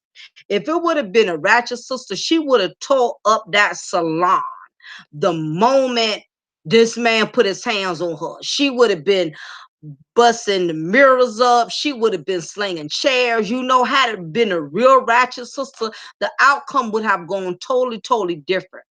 But what happened was she called the police. The police came there and they had to hear her side of the story. And there was a couple of other sisters who was in the nail shop that witnessed the incident that took place. And fortunately he had a camera in the shop, so he could not lie about an incident. He tried to lie about it and try to make it seem like he didn't assault the sister when everybody saw what happened. So the police had this the owner, which was the Asian nail shop owner, they had him to pull up the camera. And of course it took him forever. Exactly, Metamorphosis, it took him forever to pull up the camera, but they was able to get him to pull it up. And once they viewed what had happened, they asked the lady if they asked the young black lady if she wanted to press charges, and she said yes, I want to press charges, because he had the audacity to take her wallet and assault her. And if I'm not mistaken, he even removed her nails off of her hands that was just done. So this guy got real out of pocket. And Metamorphosis, what you said is basically what everybody was saying, that this is why black women need to stay out of these Asian communities or Chinese communities or whatever, and start supporting other black businesses. And the sad part was, what's up, Samuel? Okay, so you remember the incident. Okay, good. I was trying to show the video, but my sounds are tripping again, so I got to look into that and see what the heck is going on. But anyway, so the police, they arrested him, and they took him out of the shop. And what I can say is I commend this sister for not acting ratchet, because that's what they expected. They expected this sister to act a fool. They expected her to sling chairs. They expected her to pick up all the nail polishes and throw them at them. They expected her to really bust up the place, because that is what most ratchet black women are known to do. They expected her to get out of character. And like I said before, for anybody who's coming in here, I love when a black woman handles herself with dignity and grace, even when she's getting tried. Because the problem is, too many of us are known for having attitudes. Too many of us are known for not knowing how to keep our hands to ourselves. Too many of us are known to get loud. Too many of us are known to have to get physically violent. And when I see a black woman handle her business in a professional manner, that really tickles me. I get excited when I see a black woman handle herself like a real woman. And that is what this woman did. She called the police. She didn't fight them back. She didn't put her hands on them. And the part about it was, everybody was upset with the police, but the police had to get both sides of the story. You can't just go on as soon as somebody comes to you and say, this man hit me, this person hit me. You got to get both sides of the story, in order for you to arrest a person. You have to be very careful with that. And that's what the police were doing. So to add insult to injury, y'all, okay, the police, they went ahead, they locked him up and arrested him because she said, I want to press charges. Now, keep in mind, coincidentally, this dude, he tried the wrong sister because she told the police her mother is a sheriff. Her mother works for the sheriff. So here it is, this Asian nail owner, he sized up the wrong sister. He didn't know that this sister came from a family that has some type of status. He trying this young lady, and she told the police, my mother, she works for the sheriff. So that's why you have to be careful when you attack people, because you don't know their connections, you don't know who they know. Just because somebody is black, that don't mean you can handle them all kind of way. You figure they don't have any clout. What do you think? If it was a black man, would this have been a different story? Do you mean, therapist, if she would have been a black man, or if the Asian guy would have been a black man? Which one are you referring to? I want to make sure I'm on the same key. Um and they arrested him, and the bad part about it was, there was some black women who were still sitting in the shop after the police came and arrested this man, escorted him out. They had the audacity to ask this man's Asian wife that was there. They wanted to know if she could still do her lashes. And like the lady said, no, I have to go see about my husband. Her husband just got arrested. So why would y'all ask this lady, knowing she feeling some type of way because a black woman already got her husband arrested? You think she gonna keep y'all in the shop and still do y'all lashes and still do y'all nails? No, the lady said, no, I'm not doing no lashes. I'm not doing anything. Common sense. Her husband just got arrested. So no, she's not doing anything. So the woman who was recording this, she was the one who actually had asked the lady if she could still get her lashes done. And in the back of my mind, I'm like, sister, are you serious? You just seen how this man treated another sister in his establishment. If I go in an establishment and I see a black woman getting mistreated unfairly, especially when I know she was a woman who cared or handled herself with grace and dignity, I'm walking out of there. I don't want to have nothing to do with that business. What I look like saying, oh, well, that's her problem. Long as I still get my nails done. It's so many sisters that are still representing these folks in the community. And especially when they have, this ain't the first time. The sister who was recording it said, this ain't the first time he did this. So why are you there? Why is you giving this man money? Why are you paying for this man's kids' college tuition or whatever? Why are you supporting him knowing he has no respect for other black women? And as black women, this is what we're not understanding. This is why black women, we can't get no respect, because we don't respect each other. We don't. We will sit up there and see one of our sisters getting disrespected, especially a sister who's in the right. I'm not talking about a ratchet sister, a woman who you see got mistreated, and you're going to still stand there in establishment. Exactly, Metamorphosis. They still, after this man got arrested for putting his hands on a black sister, they still want to stay and get they eyelashes done, their nails done. Exactly, Frito. And there was an incident that happened similar before, where this particular there was another, I think it was like a Asian hair store owner. He had roughed up a sister, um I can't recall an incident, but he had an issue where he had put his hands on a black female, and what he did was he knew he was going to lose a lot of heat from what happened. So what he did was he had 50% off on all of his hair, all of his hair products. Do y'all not know this man's line was from to the door around the corner like a Lil Wayne concert? These black women still wanted to support him, all because he was willing to take 50% off, even though they knew the reason why he was doing it. Exactly, therapist. Uh that's what I'm saying. I mean, but it's so many dynamics, because this is the thing about it. I know personally, whenever you work somewhere where where predominantly most of the customers are black women, you have to have a lot of patience dealing with black women as customers in your establishment. If I'm going to keep it real, I got to keep it 100.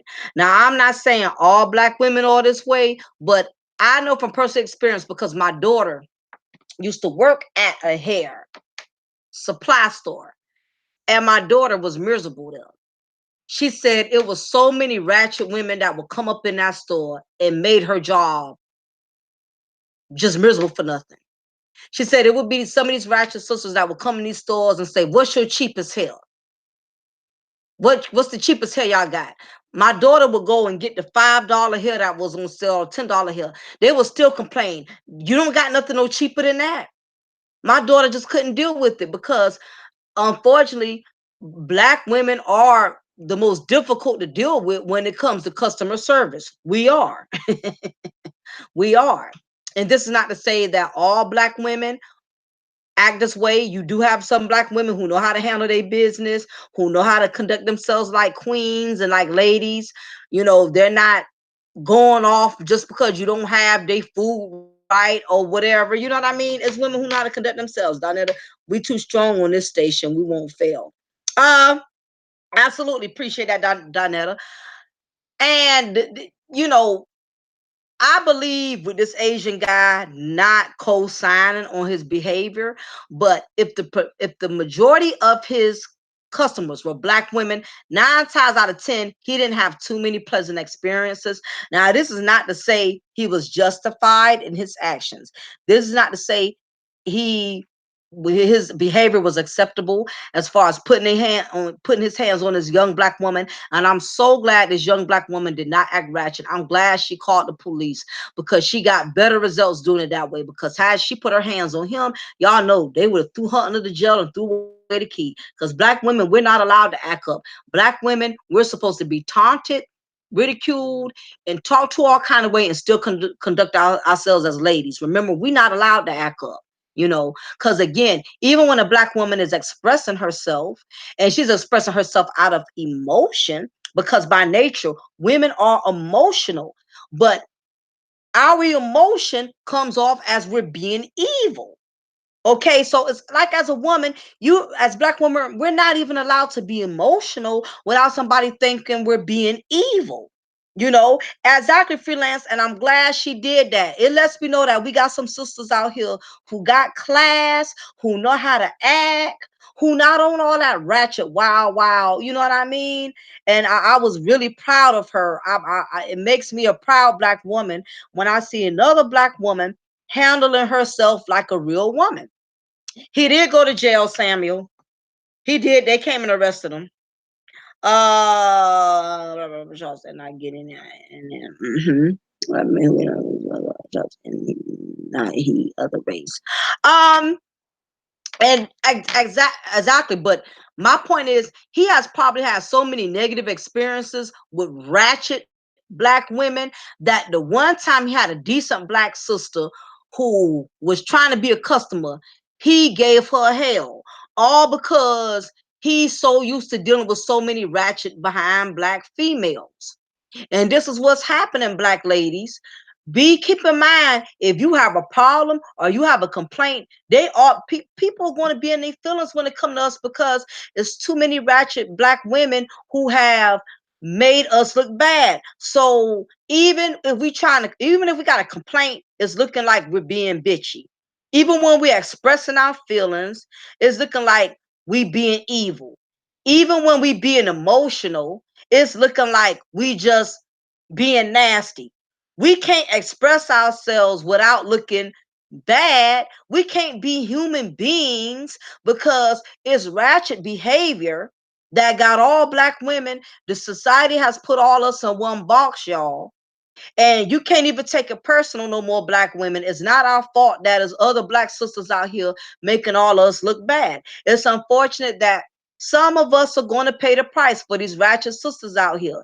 Even if you are trying to do the right thing, somebody's going to hold it against you. It don't matter because it's not the minority that we're against, ladies. It's the majority that we're against. Therapist says a lot of times when black women act up, and many have to do judgmental consequences, and a lot of it has to do with limits tests stemming from a lot of black men say that. And that's true. As black women, we have a lot of demons we're fighting. A lot of us have internal demons. A lot of us are not proud of the decisions we have made during our youth. And even though we try to rise above it, it's going to always be someone that's going to remind us of our failures. And that is why a lot of black women stay so angry, because we're constantly being reminded of our failures. If we're not being reminded of our personal failures, guess what? Black women are being reminded about other ratchet black women failures. If it ain't us that failed, they throwing up in our face how other black women have failed. So it's getting harder and harder for us to stray away from the stereotype. Like I said earlier, for all the women that are just coming in, oh, Dimebag, I'm glad you mentioned that. Me and her actually talked yesterday. Me and her are going to do one. I'm gonna see if I can get with her tomorrow. I'm gonna see if I can get with her tomorrow or this weekend here. Yeah, I'm gonna bring Mom Dukes back. Me and her actually talked about this. She's been working and her schedule has been pretty crazy. But just because you asked, I'm gonna make sure me and her get together and do another video for you. So rest assured, I will talk to her tomorrow so we can do another show. I totally I'm gonna bring her back. We just talked about it recently. So just keep tuning and you'll see us do one very soon. Um it throws all on one side. Yeah, I mean, we can't. A lot of us we can't fight the stereotype. We can't fight that label. That label it's a stain. It's a stain on us that tends to follow us everywhere we go. Like I said, even when we try to do something different, they think something wrong with us. I mentioned earlier. I said an example earlier. If a black woman don't have any kids, they automatically gonna think they're gonna think she can't have kids, or they're gonna think she don't have too many abortions, because there's so many ratchet black females that got 8, 9 baby daddies. The moment there's a black woman who don't have 8, 9 children, they think something wrong with her. That's how sad it done got. We can't even be different without somebody thinking something wrong with us. If we try to do something different, we try to get degrees, we try to go to school, we try to do something to better ourselves, then oh, she thinks she all that. She trying to be independent. I mean, what would you rather deal with? An independent woman or a woman who's needy and got 8, 9 kids and looking for a man the baby daddy her kids? I mean, no woman is perfect. You're not going to find a perfect woman that's going to be everything that you need. She's going to have faults. We're going to have flaws, but at least see a woman for what she's trying to do right versus ridiculing her. Because like I said earlier, for everybody who's coming in here, not all black women, we don't defend each other's ratchetness. All of us are not down with other black women acting up and making us look bad. All of us are not co-signing on each other's ratchet behaviors. I'm a black woman and I'm not about to deal with other ratchet black women. If she's not a black woman that I can hold a real conversation with, like Classic Ruby, I've had on my shows, I had Gigi Giggles. I could only deal with other black women that have class, that have morals, that have values. I'm not going to defend a sister just because she black. and she's a woman like me. No, if you ratchet and you give off ratchet behavior, you give off a ratchet vibe, I'm not going to co-sign on that. So it's too many brothers going on these platforms talking about how black women, we all defend each other's ratchetness, we all co-sign each other's behavior. That is far from the truth. That's very far from the truth. All of us don't like each other. I've been in some places, I will see a black woman get loud and I'm embarrassed. You think I'm up there rooting for her like, oh yeah, girl. Yeah, yeah, do that, girl. It's cool, girl. No, I'm embarrassed. I'm looking with the side eye just like you brothers looking with the side eye. We don't be proud of that ratchet behavior. It's some very classy, elegant black women who are very turned off by it. We don't like it. We don't think it's cute. We don't see nothing funny about it. And it's sad. I've went in places and seen too many ratchet behavior and I walk out and leave. I don't sit around and entertain that. I'm not about to make myself be uncomfortable in uncomfortable situations. Yeah, absolutely. Absolutely, therapist. I want to get you a rep on that. I think that definitely, because I would definitely like to get a man's perspective on how y'all feel about that type of stuff. I would like to do a live chat with all us could collab, probably get Black in Japan and wherever else I can get. Yeah, I mean exactly freelance. But that's the crazy part. If a woman don't have kids, they think you barren. They think you don't have too many abortions. Oh, so you mean to tell me a black woman is not smart enough to know not to have a bunch of kids? You mean to tell me that something got to be wrong with a black woman because she don't have 8, 9 baby daddies? Or something wrong with a black woman because she's not married? Maybe she's not married because she's smart enough to realize all of her friends are on husband number 3, husband number 4, or maybe she witnessed her mama being on her 3rd or 4th husband and she wants to do things different. She wants to, make better choices. Why something got to be wrong with a black woman because she doesn't do things the way the typical black woman would do it? You don't think she's learning from other people? Like, oh no, I see what this sister went through when she did that. I seen what this woman went through. I don't want that for myself. Why some got to be wrong? Because she wants to make better decisions. Because she's not married. She's not on the 3rd husband. A lot of y'all think because a black woman ain't never been married, you think something wrong with her. Why something got to be wrong with her? You don't think she's smart? You don't think she's using her common sense and saying, I'm not trying to have 2, 3, 4 husbands, be married 3, 4 times. I want to take my time and make sure I meet the right guy. You don't think a black woman is possible? You don't think she got that kind of common sense? Every black woman you see that's not doing things like typical black women, where ratchet women do, it don't mean nothing wrong with her. A lot of us, we have learned from other people's struggles. You don't have to. Let me tell you something. A lot of stuff you go through, it could be avoided if you just learn to witness what other people around you go through. Some stuff is avoidable. Some stuff you don't even have to experience. A lot of stuff I've learned, believe it or not, I've learned through other sisters doing stupid stuff. When I was in high school, I had girlfriends who became mothers at a young age. And seeing what they went through, because I graduated high school in 99. I had 2, 3 close friends who was already mothers before we even got our high school diplomas. I saw what they went through and I saw how limited their freedom was. I didn't want any children at that age. So I went to my dad and I told him, I said, Dad, you need to put me on some birth control. Because I know I'm out here, I'm active. I don't want that in my life. And seeing what they went through made me not want it. So sometimes you could avoid the struggle when you witness other people struggle. You know what I'm saying? So not you can't put everybody in one category. I saw this most righteous behavior at Chuck E. Cheese in the hood in my city. Oh Lord, Chuck E. Cheese. Let me tell y'all something. The moment I hear Chuck E. Cheese and Waffle House, my head already start hurting because it seemed like black people got to act up in either Waffle House or Chuck E. Cheese. And I don't know, they're gonna end up closing Chuck E. Cheese down, honey, because there's too many people, too many of us is acting up in Chuck E. Cheese. I don't understand it. Chuck E. Cheese already got a rat there. Now we got hood rats going to Chuck E. Cheese. I don't get it. Anyway, Frito says, I saw the most ratchet behavior at Chuck E. Cheese in the hood in my city. It was just awful. All the good black women walked out with their kids and left the ratchets tearing up. Exactly, Frito. Oh, 97. Okay, so you wasn't too far behind me. That's what I'm saying. That's what I'm saying. All black women ain't with that ratchet behavior. All of us do not entertain it. We don't co-sign on each other. We don't be like, oh yeah, girl, get them, girl. We be like, let me hurry up and get my food and get out of here.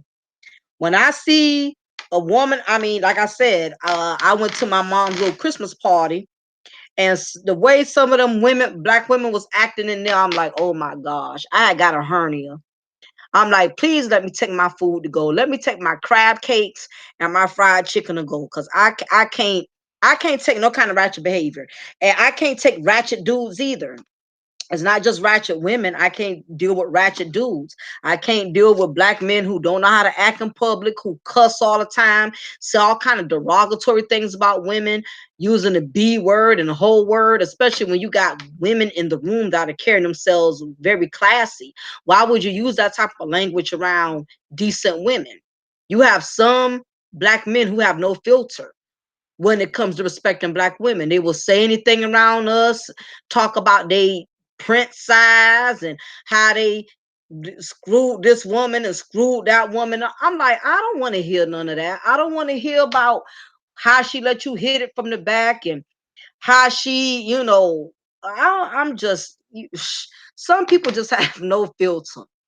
It just some people. Because for every ratchet sister, there's a ratchet brother. What's up, Cool Gent? Cause some of y'all men, y'all don't know how to act when y'all in public. You got grown men, 40 years old, walking around here with their pants sagging off their behind. I mean, it come a point when, as you become older in life, certain stuff you shouldn't feel comfortable with doing. You leave that for the young people. You shouldn't be over 50 years old with your pants sagging and wearing throwback jerseys and Timberland boots and sagging. It just come a point when you have to act your age and not your shoe size. We have people who don't want to accept that they're getting older, and you have to carry yourself differently. Yeah, still drinking 40 ounces. I mean, you got women 50, 60 years old wearing pants so tight you would think somebody painted it on them. I mean, you can't keep up with these young girls no more. I mean, your time is over. When you had your youth, you didn't make the best decisions. You were screwing every Tom, Dick, and Daryl. Now you 50, 60 years old. Ma, you need to be in somebody's church working on somebody usher board. That's what you need to be doing. You don't need to be in the club still twerking. And while you twerking, I hope you have some Bengay in that pocketbook, because I know you have some arthritis. I know you're going to feel that pain by the time you get in your car in the parking lot. I'm telling you, you go to the clubs, you're going to see all that. Got people who don't want to accept the fact that they're getting older, trying to keep up with these young people. I mean, let them young people have that. You done had your time, you done had your fun. I mean, it is what it is. Everything has an expiration date. It's just old and it's tiresome. It's a turn off to see a grown man or a grown woman still acting like they're in high school, still trying to keep up with these young folks, these old hags trying to outdress these young hags, and these older dudes, they lacking confidence. They don't want to talk to women their age. They messing with these females that's 9, 10 years under them, because they know they can manipulate a younger female, because they know an older woman knows better. I mean, it's just tiresome. It's just old. Just, oh my gosh. Man, I'm gonna tell y'all, the last time I went to the club, I almost fell asleep. I felt like a senior citizen in a nursing home. I can't do clubs no more. I suck. I'm not a good club person. I'm not one of those girlfriends where you could call me like, girl, let's go to the club tonight. I'd be like, child, I'm like an old lady. I'm just like an old lady at heart. I'm more of a homebody. I like to stay home and catch up on my retro shows. I still love to watch Good Times. I still like to watch Sanford and Son. I like Golden Girls. I like to watch a lot of the old retro classics, and I like to watch old movies and stuff. I'm just at a different space in my life. I'm just trying to still get myself established. Then I've been married for 19 years, so I'm just very settled. In my mind thinking, in my mentality, in my way of thinking. I'm just, I don't mind going out for a drink here and there. I don't mind ratchet fun once a year, but I can't do it every weekend. Some people, they go to the club every weekend, go to the club faithfully more than a church member go to Bible study. They go faithfully. They be paying the club owner their tithes. They be paying the club owners their 10% tithes.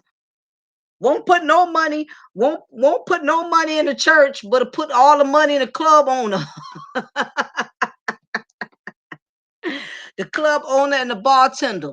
You done drunk up all the EJ and Crown Royal.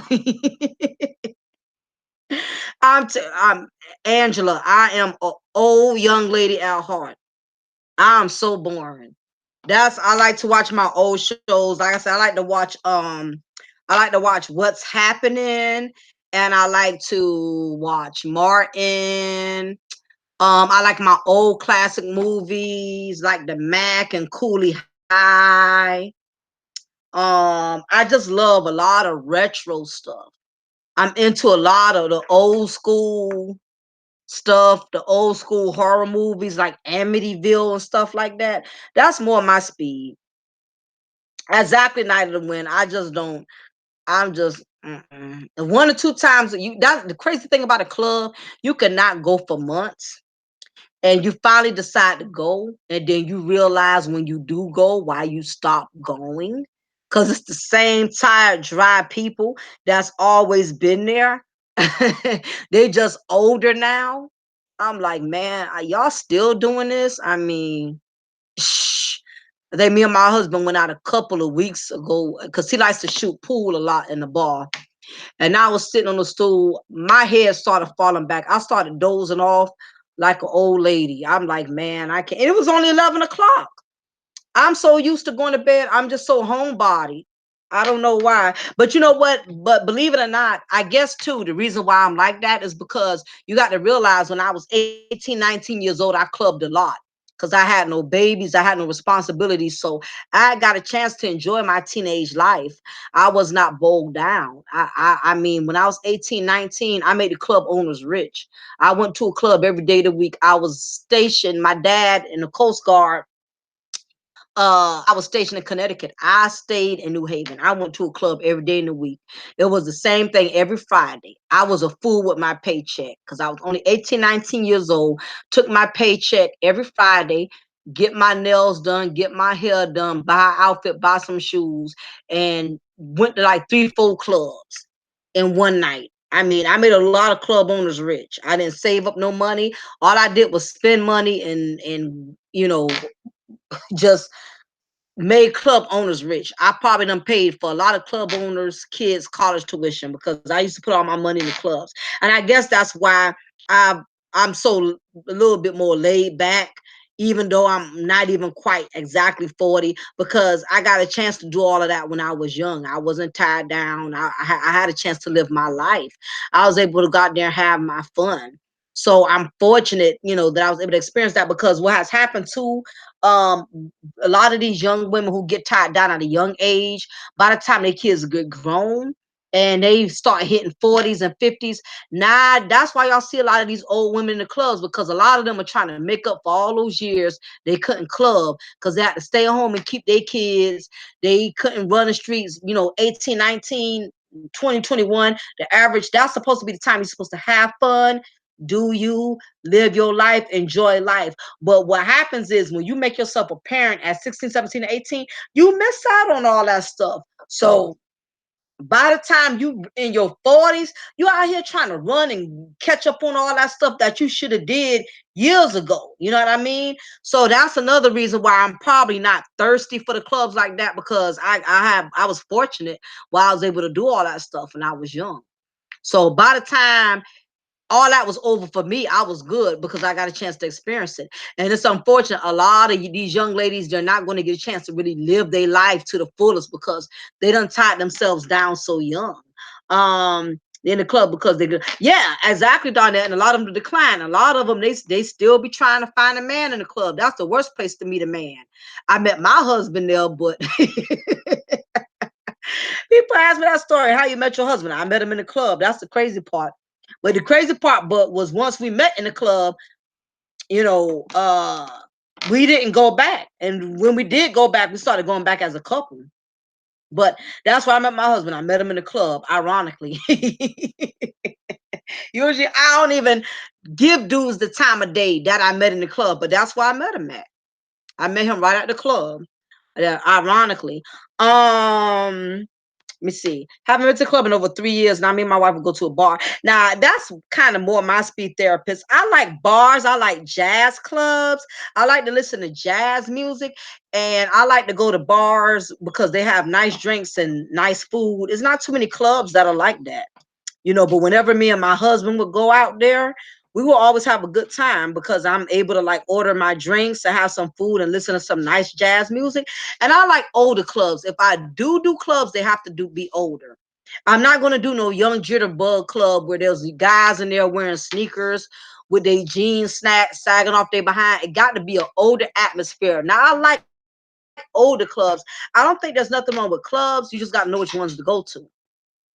If it's an older club where they playing like SOS band and all of this old school stuff from the 80s and 90s, I can stay in that club just about all night and it won't bother me none.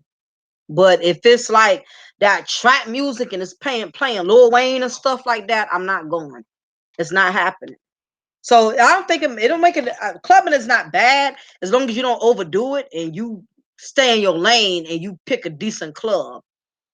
Um, exactly. I'm telling you, therapist, you ain't the only one. Plenty of us in here made a lot of club owners millionaires. Gave them all our money. Yeah, it got to be like that, grown and sexy. If it's not, I'm not going. Yeah, I have to be to a club cool. If it is, it got to be like old school all the way. If it's not, I'm not going. Now I don't mind even listening to old school rap, but it got to be from the 80s and the 90s. I don't want to hear no Amigos. I don't want to hear no whatever other new school artists they have out here. I don't even know none because that's just how much I don't listen. Seven, actually, rooftop events are pretty nice. I actually went to one rooftop with my husband. We got a spot here called, I can't remember the name of it. It's at a rooftop called something. But yeah, I went once and it was really, really nice. I enjoyed that. I'm into any type of adult functions. I don't like to go anywhere where there's going to be a lot of young people because 9 times out of 10, somebody's going to fight. You go to these young clubs, you go to these young establishments, a fight is going to break out. Somebody going to miss and step on somebody, Louis Vuitton, somebody going to step on somebody, Jordans. It's going to be a fight.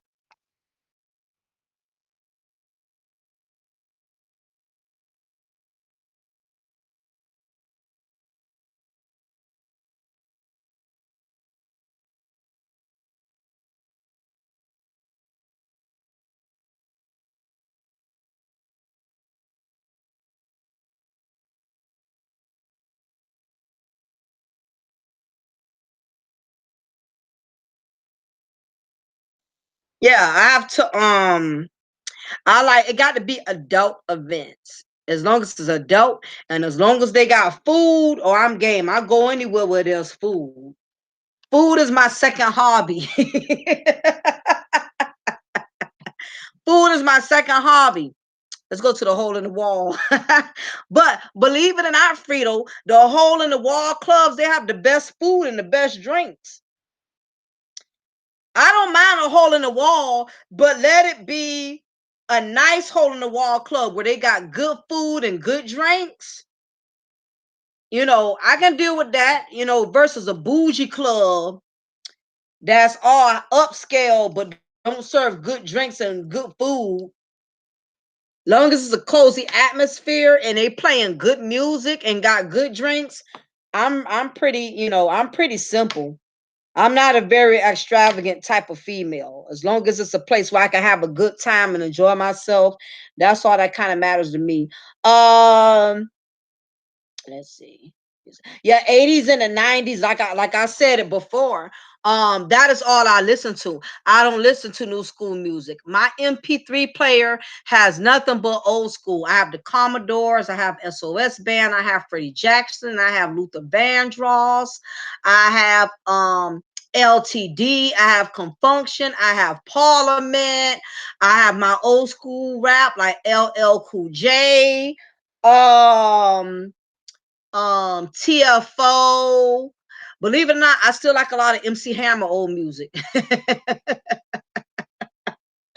I love all the old stuff. I don't care for nothing. I don't even listen to the radio. I do not listen to the radio today. I cannot tell you any new school artists. I don't know any. I don't know none. I don't listen to any music today. Yeah, I listen to Elder Barge. All of that is me. Alexander O'Neill. Um, just James Ingram, and I do like a lot of soft rock. I like the Police. I like NX's. I like Madonna. I like a lot of I like all type of soft rock and some rock and roll. I don't have a specific genre as long as it's 70s, 80s, 90s. All of the music y'all mentioning here, that's all I listen to. I'm a New Edition fan. I listen to all of that. All of that. And there's I listen to a lot of the songs I listen to is off of there's this DJ, he has his own um he has his own he done moved again now, but he was on Facebook for the longest. He go by the name of DJ John. I listen to him a lot every Saturday night. He plays all the old school music, but he's on this app now called Paul Tack or something like that. But anyway, but I listen to all of that. But yeah, and I'm a big fan of Tina Marie. Vanity, I love all of them. I love Tina Marie. I love her song Portuguese of Love. I done wore that song out so many times. I done my daughter, she probably hates she probably don't even like that song because that's how much I don't wear it out. I love all of that. Sade, Anita Baker, all of that nice mellow stuff. I love it, love it, love it, love it. I can listen to it all day. No, you're not, Frito. I listen to all soft rock. I like Guns and Roses. I like Metallica. I like a lot of stuff. Led Zeppelin and all of that. Yeah, that's the good stuff. And then Paul Hall and Oates. Um, Now Freelance. I know you don't know about no Sheena Easton. You were going with that one right there, cause not too many people know about no Sheena Easton. Are you serious right now? I thought I was the only black person on this planet who knew about Sheena Easton. That is my girl. Oh my gosh. I love some Sheena Easton.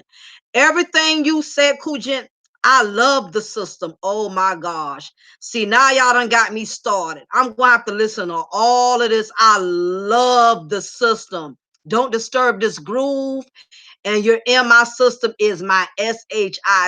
I love the system. Oh my gosh. I like Boys to Men older stuff. I don't care for their new stuff, and I don't care for their Christmas album. Sorry, but I like all their old stuff. I'm always like R. Kelly, even though he a child predator. I'm always love his music.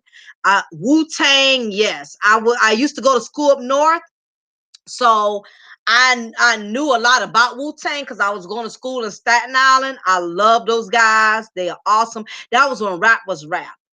And anybody who don't like Nas, something wrong with them. Cause I mean Nas, Tupac, Biggie, I can't Kodak Black, Therapist. Ain't nobody trying to hear about no Kodak Black.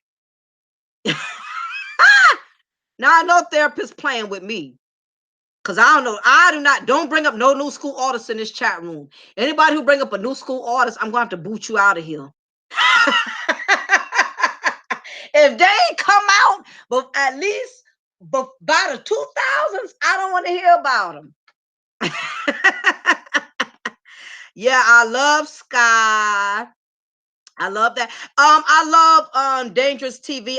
I love that doo-wop. I love blues. I love Clarence Carter. I love oh, what's the guy who sings I wish he didn't trust me so much? Bobby Womack. Oh, yes. I love blues. I love blues. My dad loves Fleetwood Mac too, Donetta. My dad is, and I learned a lot about my old school music because my dad used to DJ a lot. So that's how I remember hearing so much about it. Um, Loose ends. Oh, yes. Y'all know y'all music here. Yes, I like Culture Club. Yes, I do. I like Tears for Fears. Now, if it is some new school, I love Maxwell. Love, love, love Maxwell. Yes. Duran Duran. Yes, I like them. I couldn't think of any, but I love Duran Duran. And you know, I love Prince. I'ma always love Prince. I love the system. I'ma always love the system. I really love their song Don't Disturb This Groove.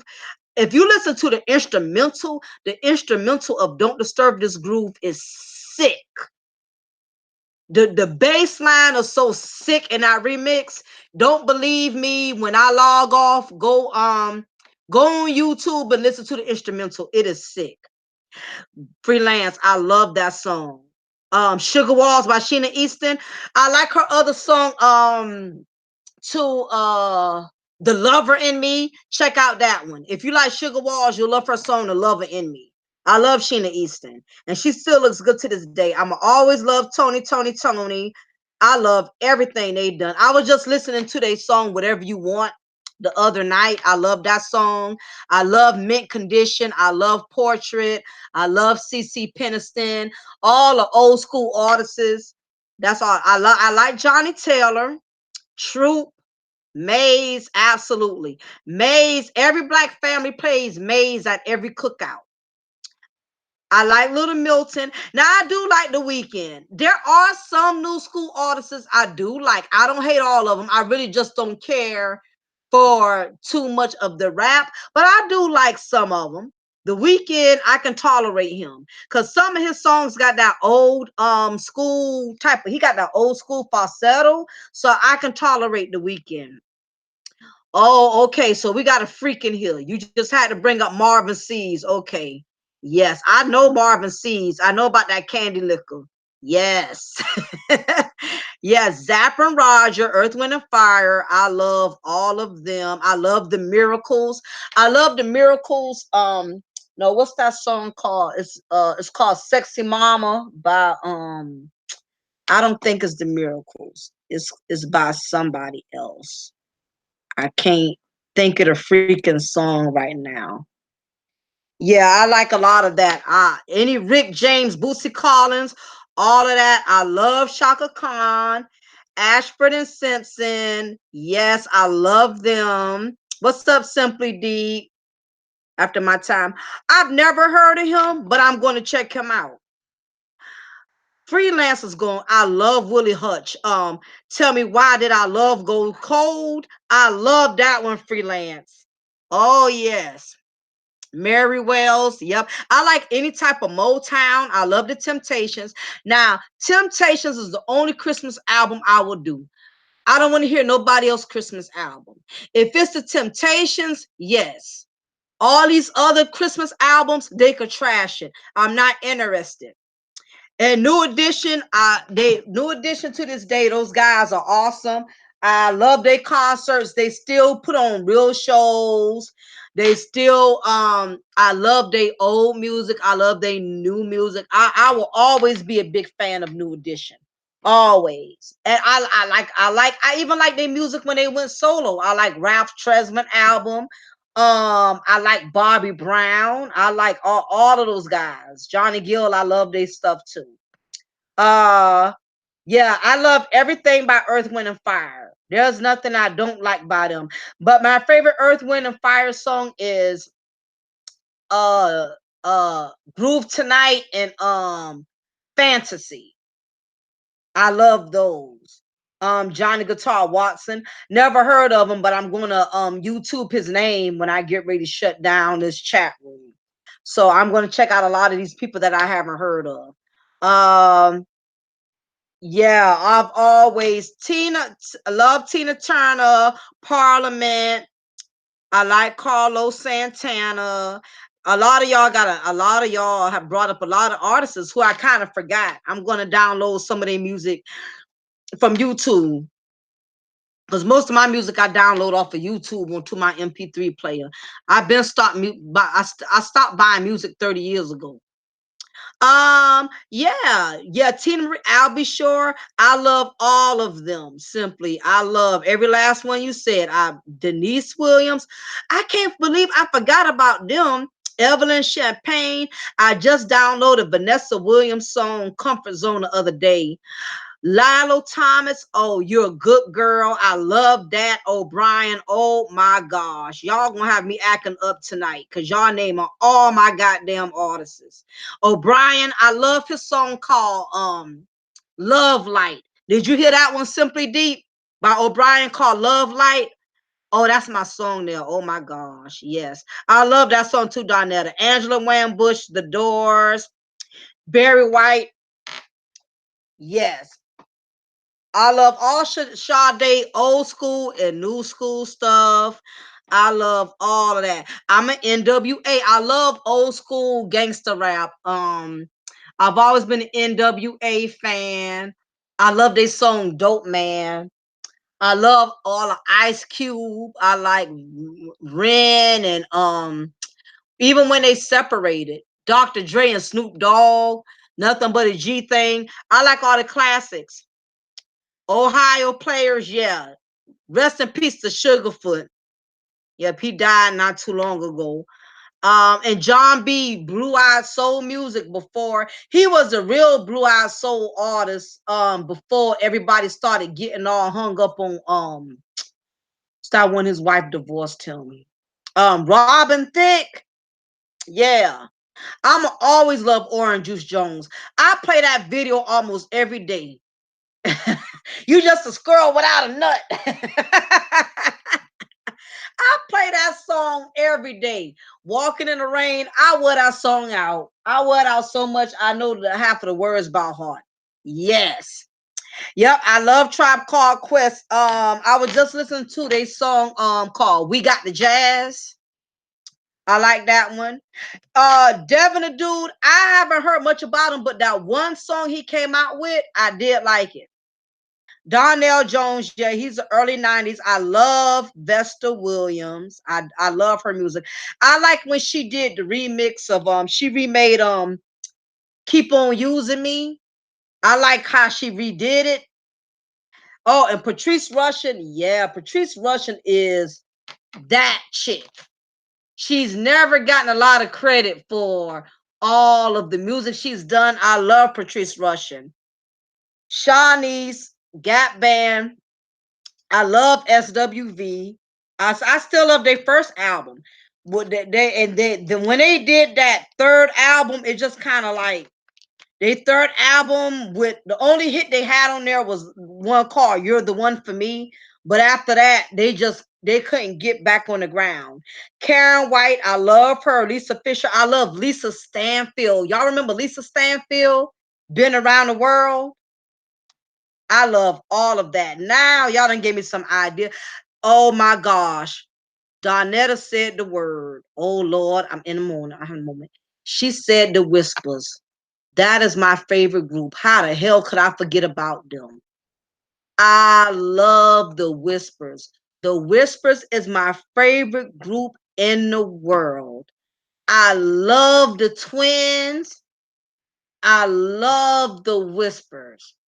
The Whispers is my favorite group in the world. I've been trying to catch their concerts and I keep missing because Savannah's so lame. Nobody hardly wants to come here to give us a show. Yeah, I like Kevin Edmonds. He was with After Seven. I love After Seven. I love they old songs. One night of pleasure, and Can't Stop. I love I liked it better when he was with the group. When he went solo, he did a couple of hits, but I was like, somebody. I love everything by the Whispers. Nobody better not ever have nothing bad to say about the Whispers. I love the Whispers. Frito, I don't want to hear it because I'm jealous. If you made it to the concert, I really don't want to hear about it because I've been trying to catch them and I have not had any luck.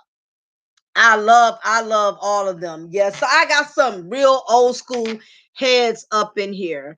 Yeah, but I believe they changed up because the brother who got the deep voice, he's not singing anymore. He's not singing no more with the group after 7. His son is singing. So, when they change the dynamics of the group, it just kind of like, changes the appeal of it. But yeah, all of y'all said some, but I love the Whispers. The Whispers is my heartthrob. They got the string to my heart. I love the Whispers. I'm obsessed with those guys. I will I would do anything to go to a concert. And one of them had one of the members had passed, so it's down to 3 of them now. But oh my gosh, I love the Whispers. But yes, we definitely have some old school addicts up in here, so that is definitely good to know. But yes, I know I'm time is steady going, and I have definitely rambled on enough. But I really appreciate all of y'all hanging out with me tonight. We've all had interesting conversation this evening. I appreciate all of the positive feedback. I appreciate all of the knowledge. I learned a lot. I learned a lot from y'all tonight as well. Reading through y'all comments, reading through y'all replies. I learned a lot from all of y'all as well. So it's definitely been a really good content. Um, Bishop Eddie, what's up? Black women defend the ratchet black women and will go off on any black men that criticize them. Absolutely. That is why I did this content tonight, Bishop Eddie, because the problem is um it has, unfortunately, there's a lot of us as black women that are not we're not agreeing with the ratchet behavior. It's a lot of sisters out here, believe it or not, that is not supporting the ratchet behavior. And the bad part is the black women that are not supporting the ratchet behavior, we don't get the credit we deserve.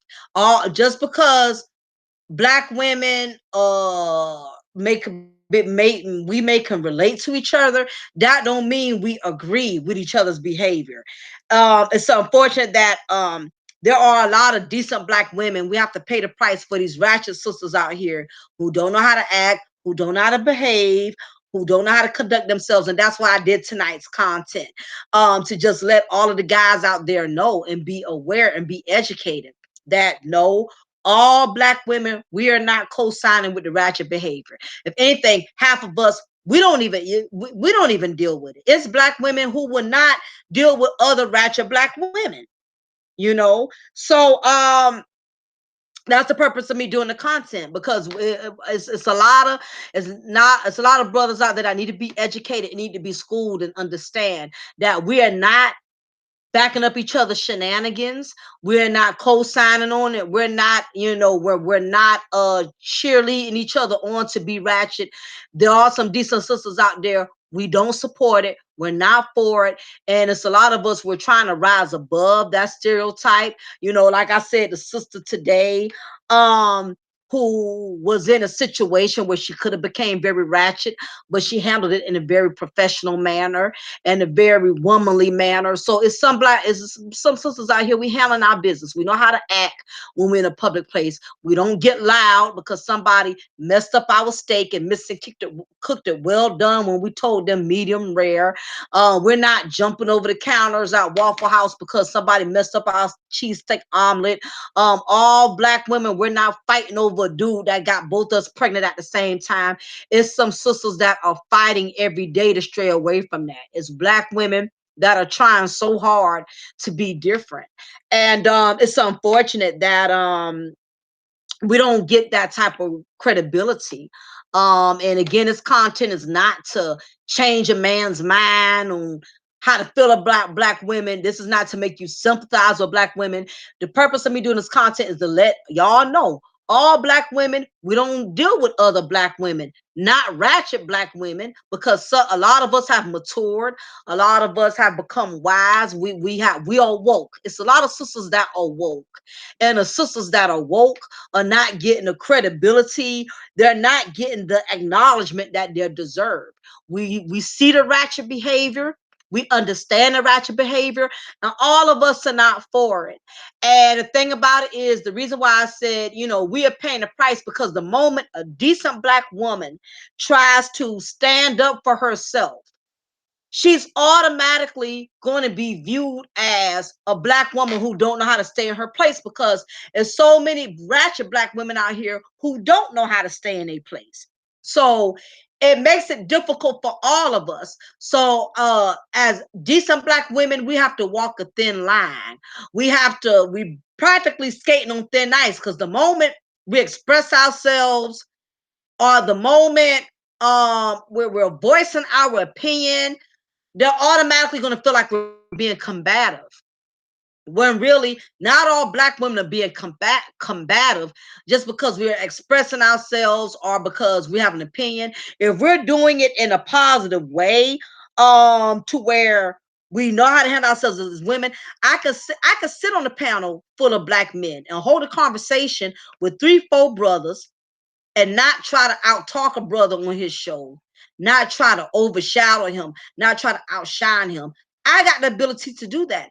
But some of these ratchet black women, they cannot do that. They want to get on some of these brothers' platforms just so they can build an audience, fan base, especially for the sisters out there who love to see other black women be pit bulls, to get at these brothers and try to put these brothers in their place. You have some women who don't know how to still express themselves without crossing boundaries and without it getting out of pocket. But there are some black women who know how to do that. I've been on shows with other black men, and I have never gotten on any of these guys' platforms and tried to out talk a brother, tried to outshine a brother, or the moment I disagree with him, I'm cussing them out, I'm going off.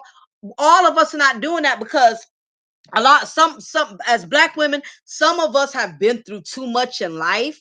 We don't have the energy to be combative and fight and debate with every guy, every black man, or any man, for that matter, that has a different opinion.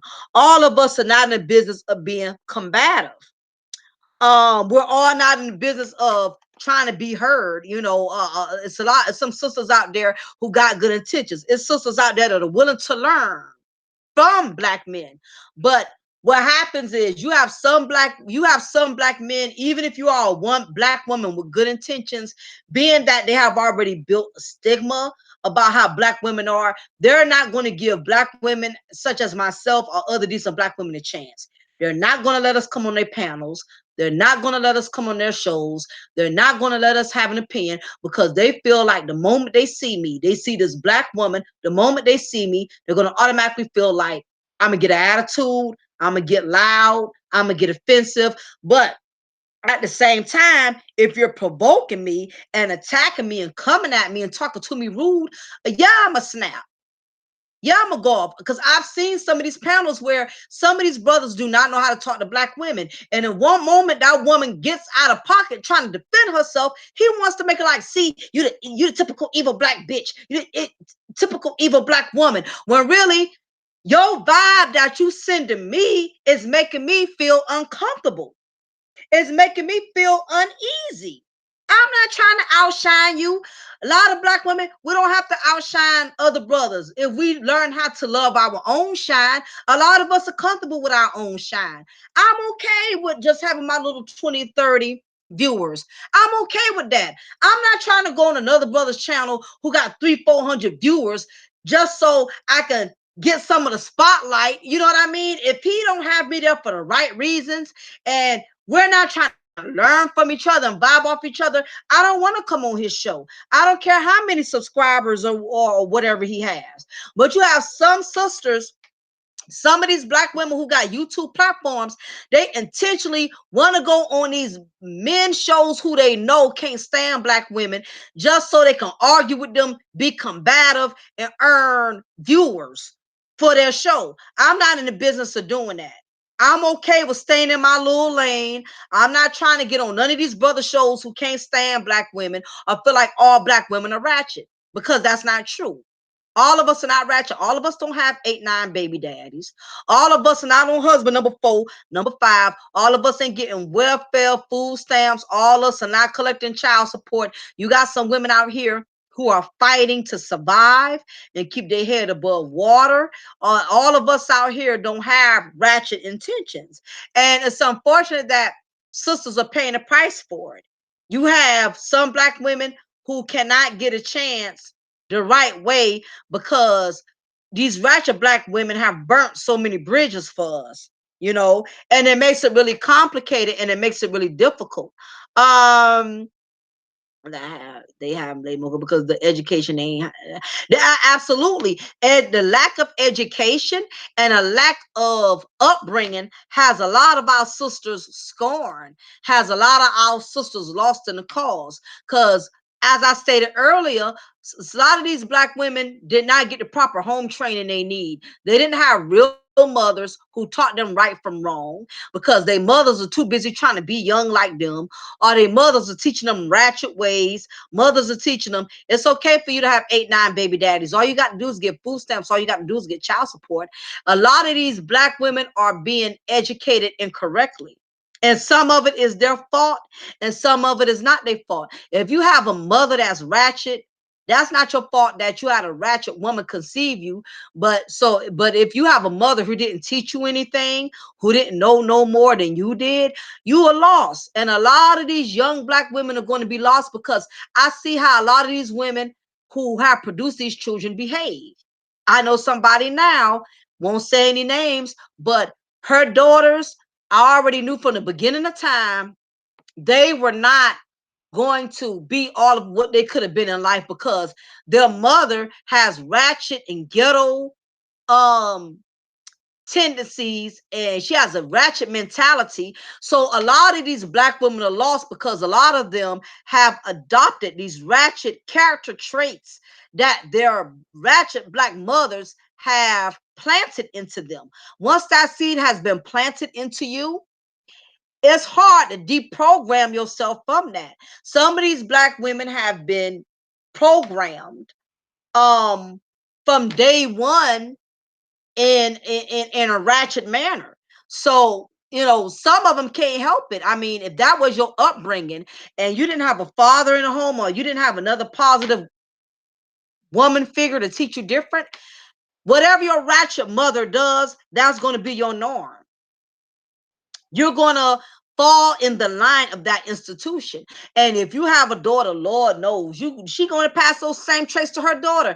It becomes a generational curse. If your mama ratchet, you're gonna be ratchet, and your daughter's gonna be ratchet. Unless somebody does something different and breaks that generational curse, it's going to become a continuous cycle. It's going to become a revolving door. It's going to repeat itself over and over and over again. And that exactly, cool Jet, that old school knowledge back in the day, that's what has saved a lot of black women in my age range today. These females that are under 30 years old, a lot of them are going to be lost in the cause because they're not getting that real old school knowledge. They're not getting that old school wisdom. They're not getting it. They don't have that talk. Matthew Manson and Rep Tex have that talking educate. That's why I like them as well as your knowledge and wisdom. On it giving all black women. She judged women on individual. She spanked her sons and didn't take no mess for no one. She spanked her nieces. Yeah, absolutely. You have to. You can't learn. You can't. Once you learn something, you can't unlearn it. Once you've been taught ratchet behavior, you're not going to be able to to deprogram yourself from ratchet behavior. If that's all you have been exposed to, that becomes your norm. That becomes your norm. And it's so unfortunate that there's so many black women that could have been more than what they are, could have had more than what they had if they just had proper guidance and a real woman in a life that was real mothers who taught them right from wrong, didn't teach their daughters how to hustle, didn't teach their daughters to come up with these ratchet schemes of getting pregnant to live off the system. If they had real mothers who wanted the best for them, and really taught them right from wrong, a lot of black women would not be in the position they were in if they had real mothers and if they had real fathers that were in their life. And then you have some black women, they could have had fathers in their life to make a difference. But what happens is sometimes some of these women become so evil and resentful towards the father.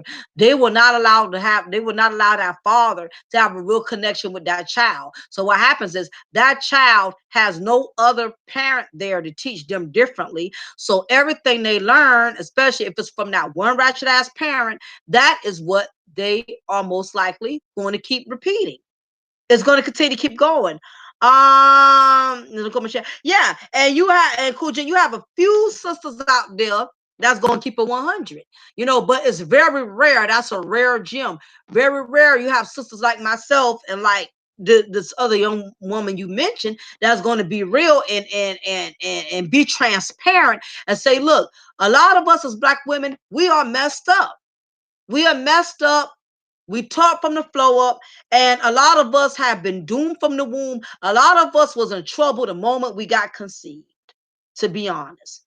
Some of us as black women, we were doomed from the womb. We was in trouble from the moment our mother got pregnant with us, because some of these women, just because you have a child, that don't make you a mother, and that don't make you a woman. Anybody can have babies, anybody can have kids. That don't make you a mother, and that don't make you a woman. That makes you a breeder. And society has a lot of women thinking as long as they can have children, that they're women and that they're mothers. And that is not true. You are just a conceiver, you're a breeder.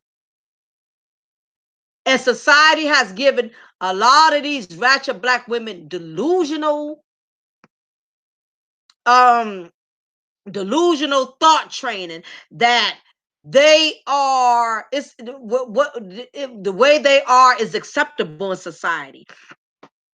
And what a lot of these ratchet black women don't understand is the society has it that way. The society is intentionally trying to program us to be acceptable of failure. They don't want us to grow. They don't want us to elevate. They don't want us to break that cycle, because you know what? They know if black women were to get their shit together, we would be powerful. We would be magnificent. But what they do, and a lot of black women are allowing themselves to be prostituted by the system. The system has learned all they got to do is give these ratchet black women, they know all they have to do is offer these females crumbs, these birds. They don't learn. And what I mean by birds is these ratchet, uneducated, ignorant black females, the ratchet ones, not the decent black women. These ratchet ones, they have learned to treat these females like birds, meaning the system has learned to offer these women bird seeds as in housing, bird seeds as in child support, bird seeds as in WIC, bird seeds, meaning that they give them just enough to survive off of, but they would never be able to wholeheartedly depend on it. So they set these small-minded females up for failure, because while you're getting all these benefits, you're getting the housing, you're getting the food stamps and all that, the problem is why the government is not giving you things where you can own it. They just giving these women things that they have to constantly keep depending on. And the moment the government wants to pull a rug from up under their foot and said, okay, starting 2021, we're not doing housing anymore unless you got a job. We're not doing food stamps anymore unless you can prove that you're going to school. When the government changes the rules on them, a lot of these females are going to be lost, because they have allowed the system to manipulate them into thinking, we're going to always take care of you. We're going to always support you. And the truth of the matter is, anything that's governmental, you cannot trust anything that's governmental. You can't trust it, because the government is changing the rules all of the time.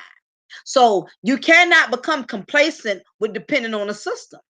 Because I'm like this, if the system wanted us to do well, black women, why are they offering us temporary housing? Why they don't put us in houses where, if they're already giving you money for Section 8 every month and all of this other stuff for you to stay there, why is they only paying rent? Why they won't actually pay a mortgage where you can actually own that house one day? Where you can actually own that place one day? You know why? Because the government is designed to keep you and to keep you hostage. In other words, the government has programmed these these ratchet black females to be needy because they know the moment once they help you pay something off, you don't need it. My thing is, if they can sit up here and pay for you to stay there every month, why they can't actually pay where you stay at for you to actually own it?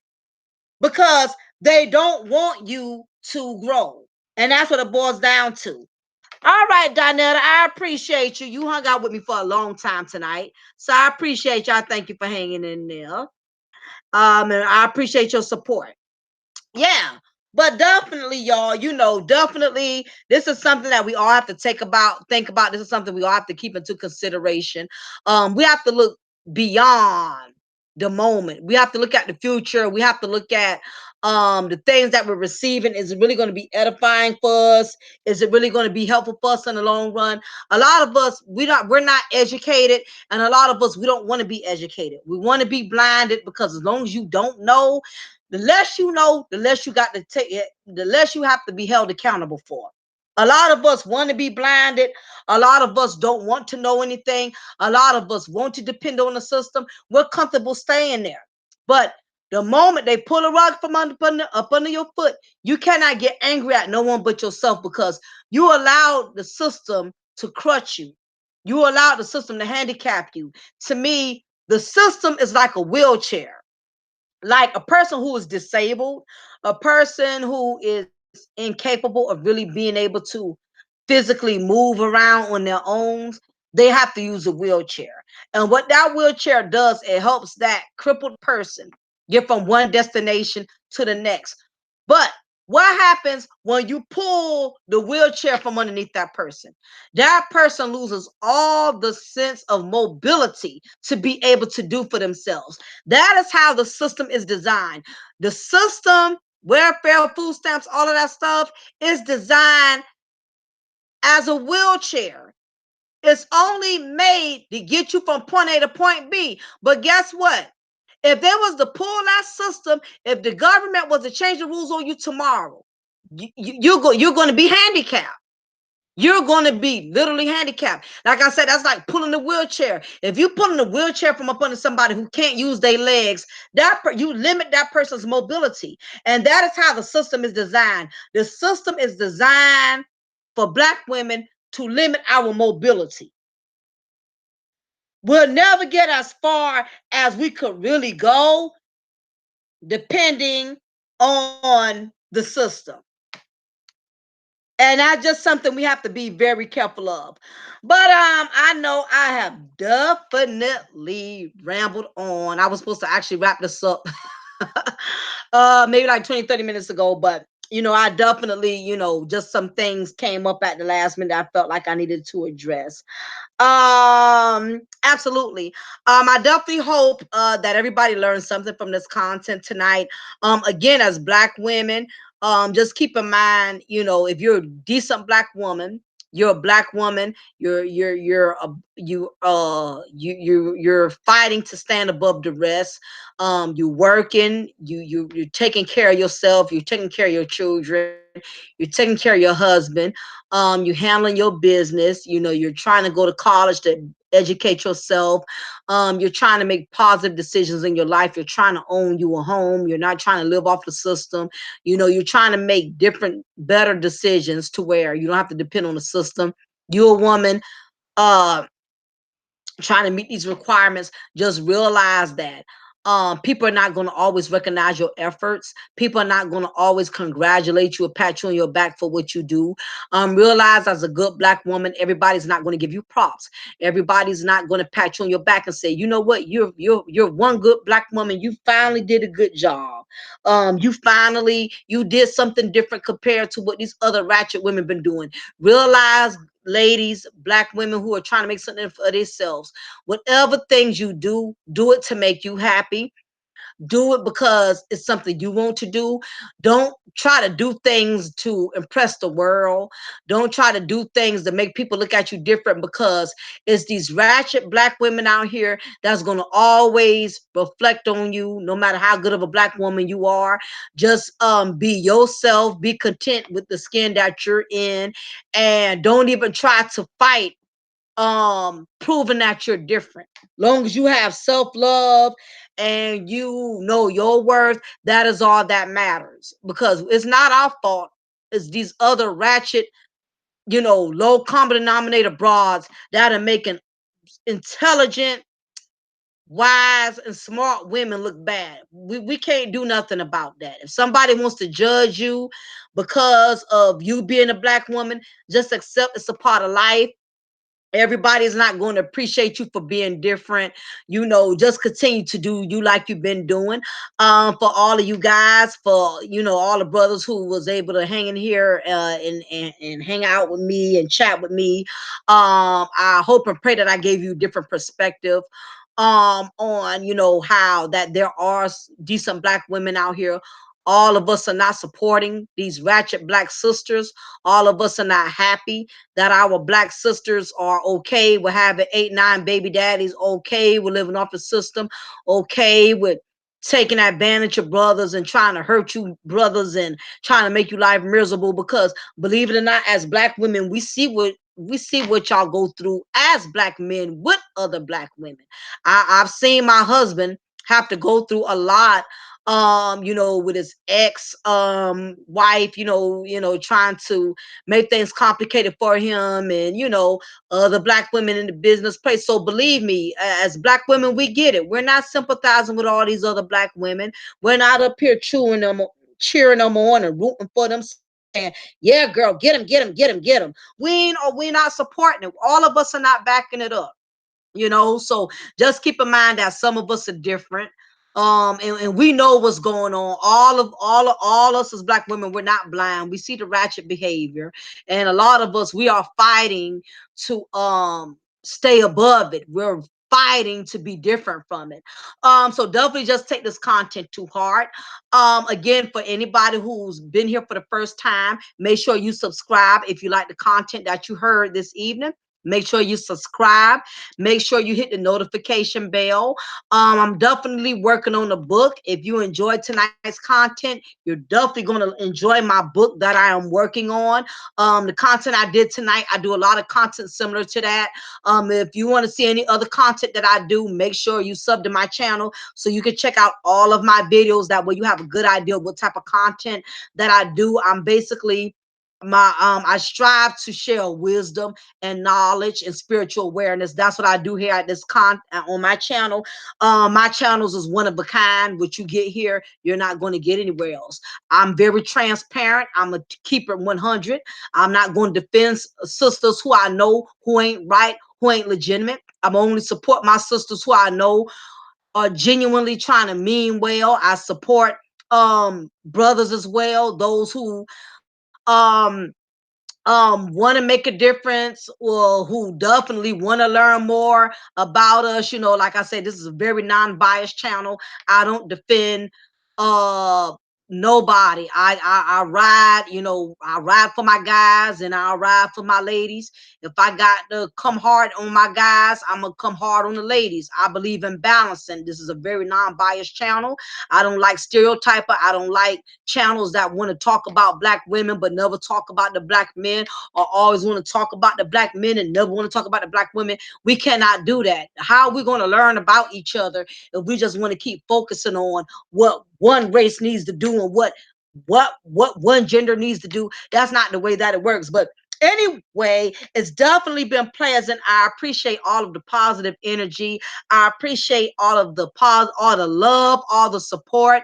I'm gonna see if I can go tomorrow night. I'm gonna try to get up and therapists and shoot them an email and see what they're doing. So I'm gonna have some guys come on my channel. So I like to keep that balance and everything, because I feel like we all can learn from each other. But again, make sure you hit that notification bell so when I upload, you do not miss out. And I'm working on the book, so be on the lookout for that. And again, it's been wonderful. It's been awesome. I enjoyed this content with all of you tonight. I appreciate all my subscribers who have been rocking with me from day one and still supporting me. I thank you. I want to thank all of my subscribers who just jumped on board recently and subscribed. And for all of you who are just viewing me for the first time tonight, I thank you for stopping in, chatting, hanging out with me, giving me all of your positive feedback and energy. I appreciate it. Make sure you come by and visit me again. And remember, you're always welcome to hang out with me here at Mocha's Cafe de Paris. Again, this is your girl, Lady Mocha. Remember, I'm going to always pour you a cup of truth and break you off with a slice of knowledge. So y'all have a wonderful night and y'all take care. Bye.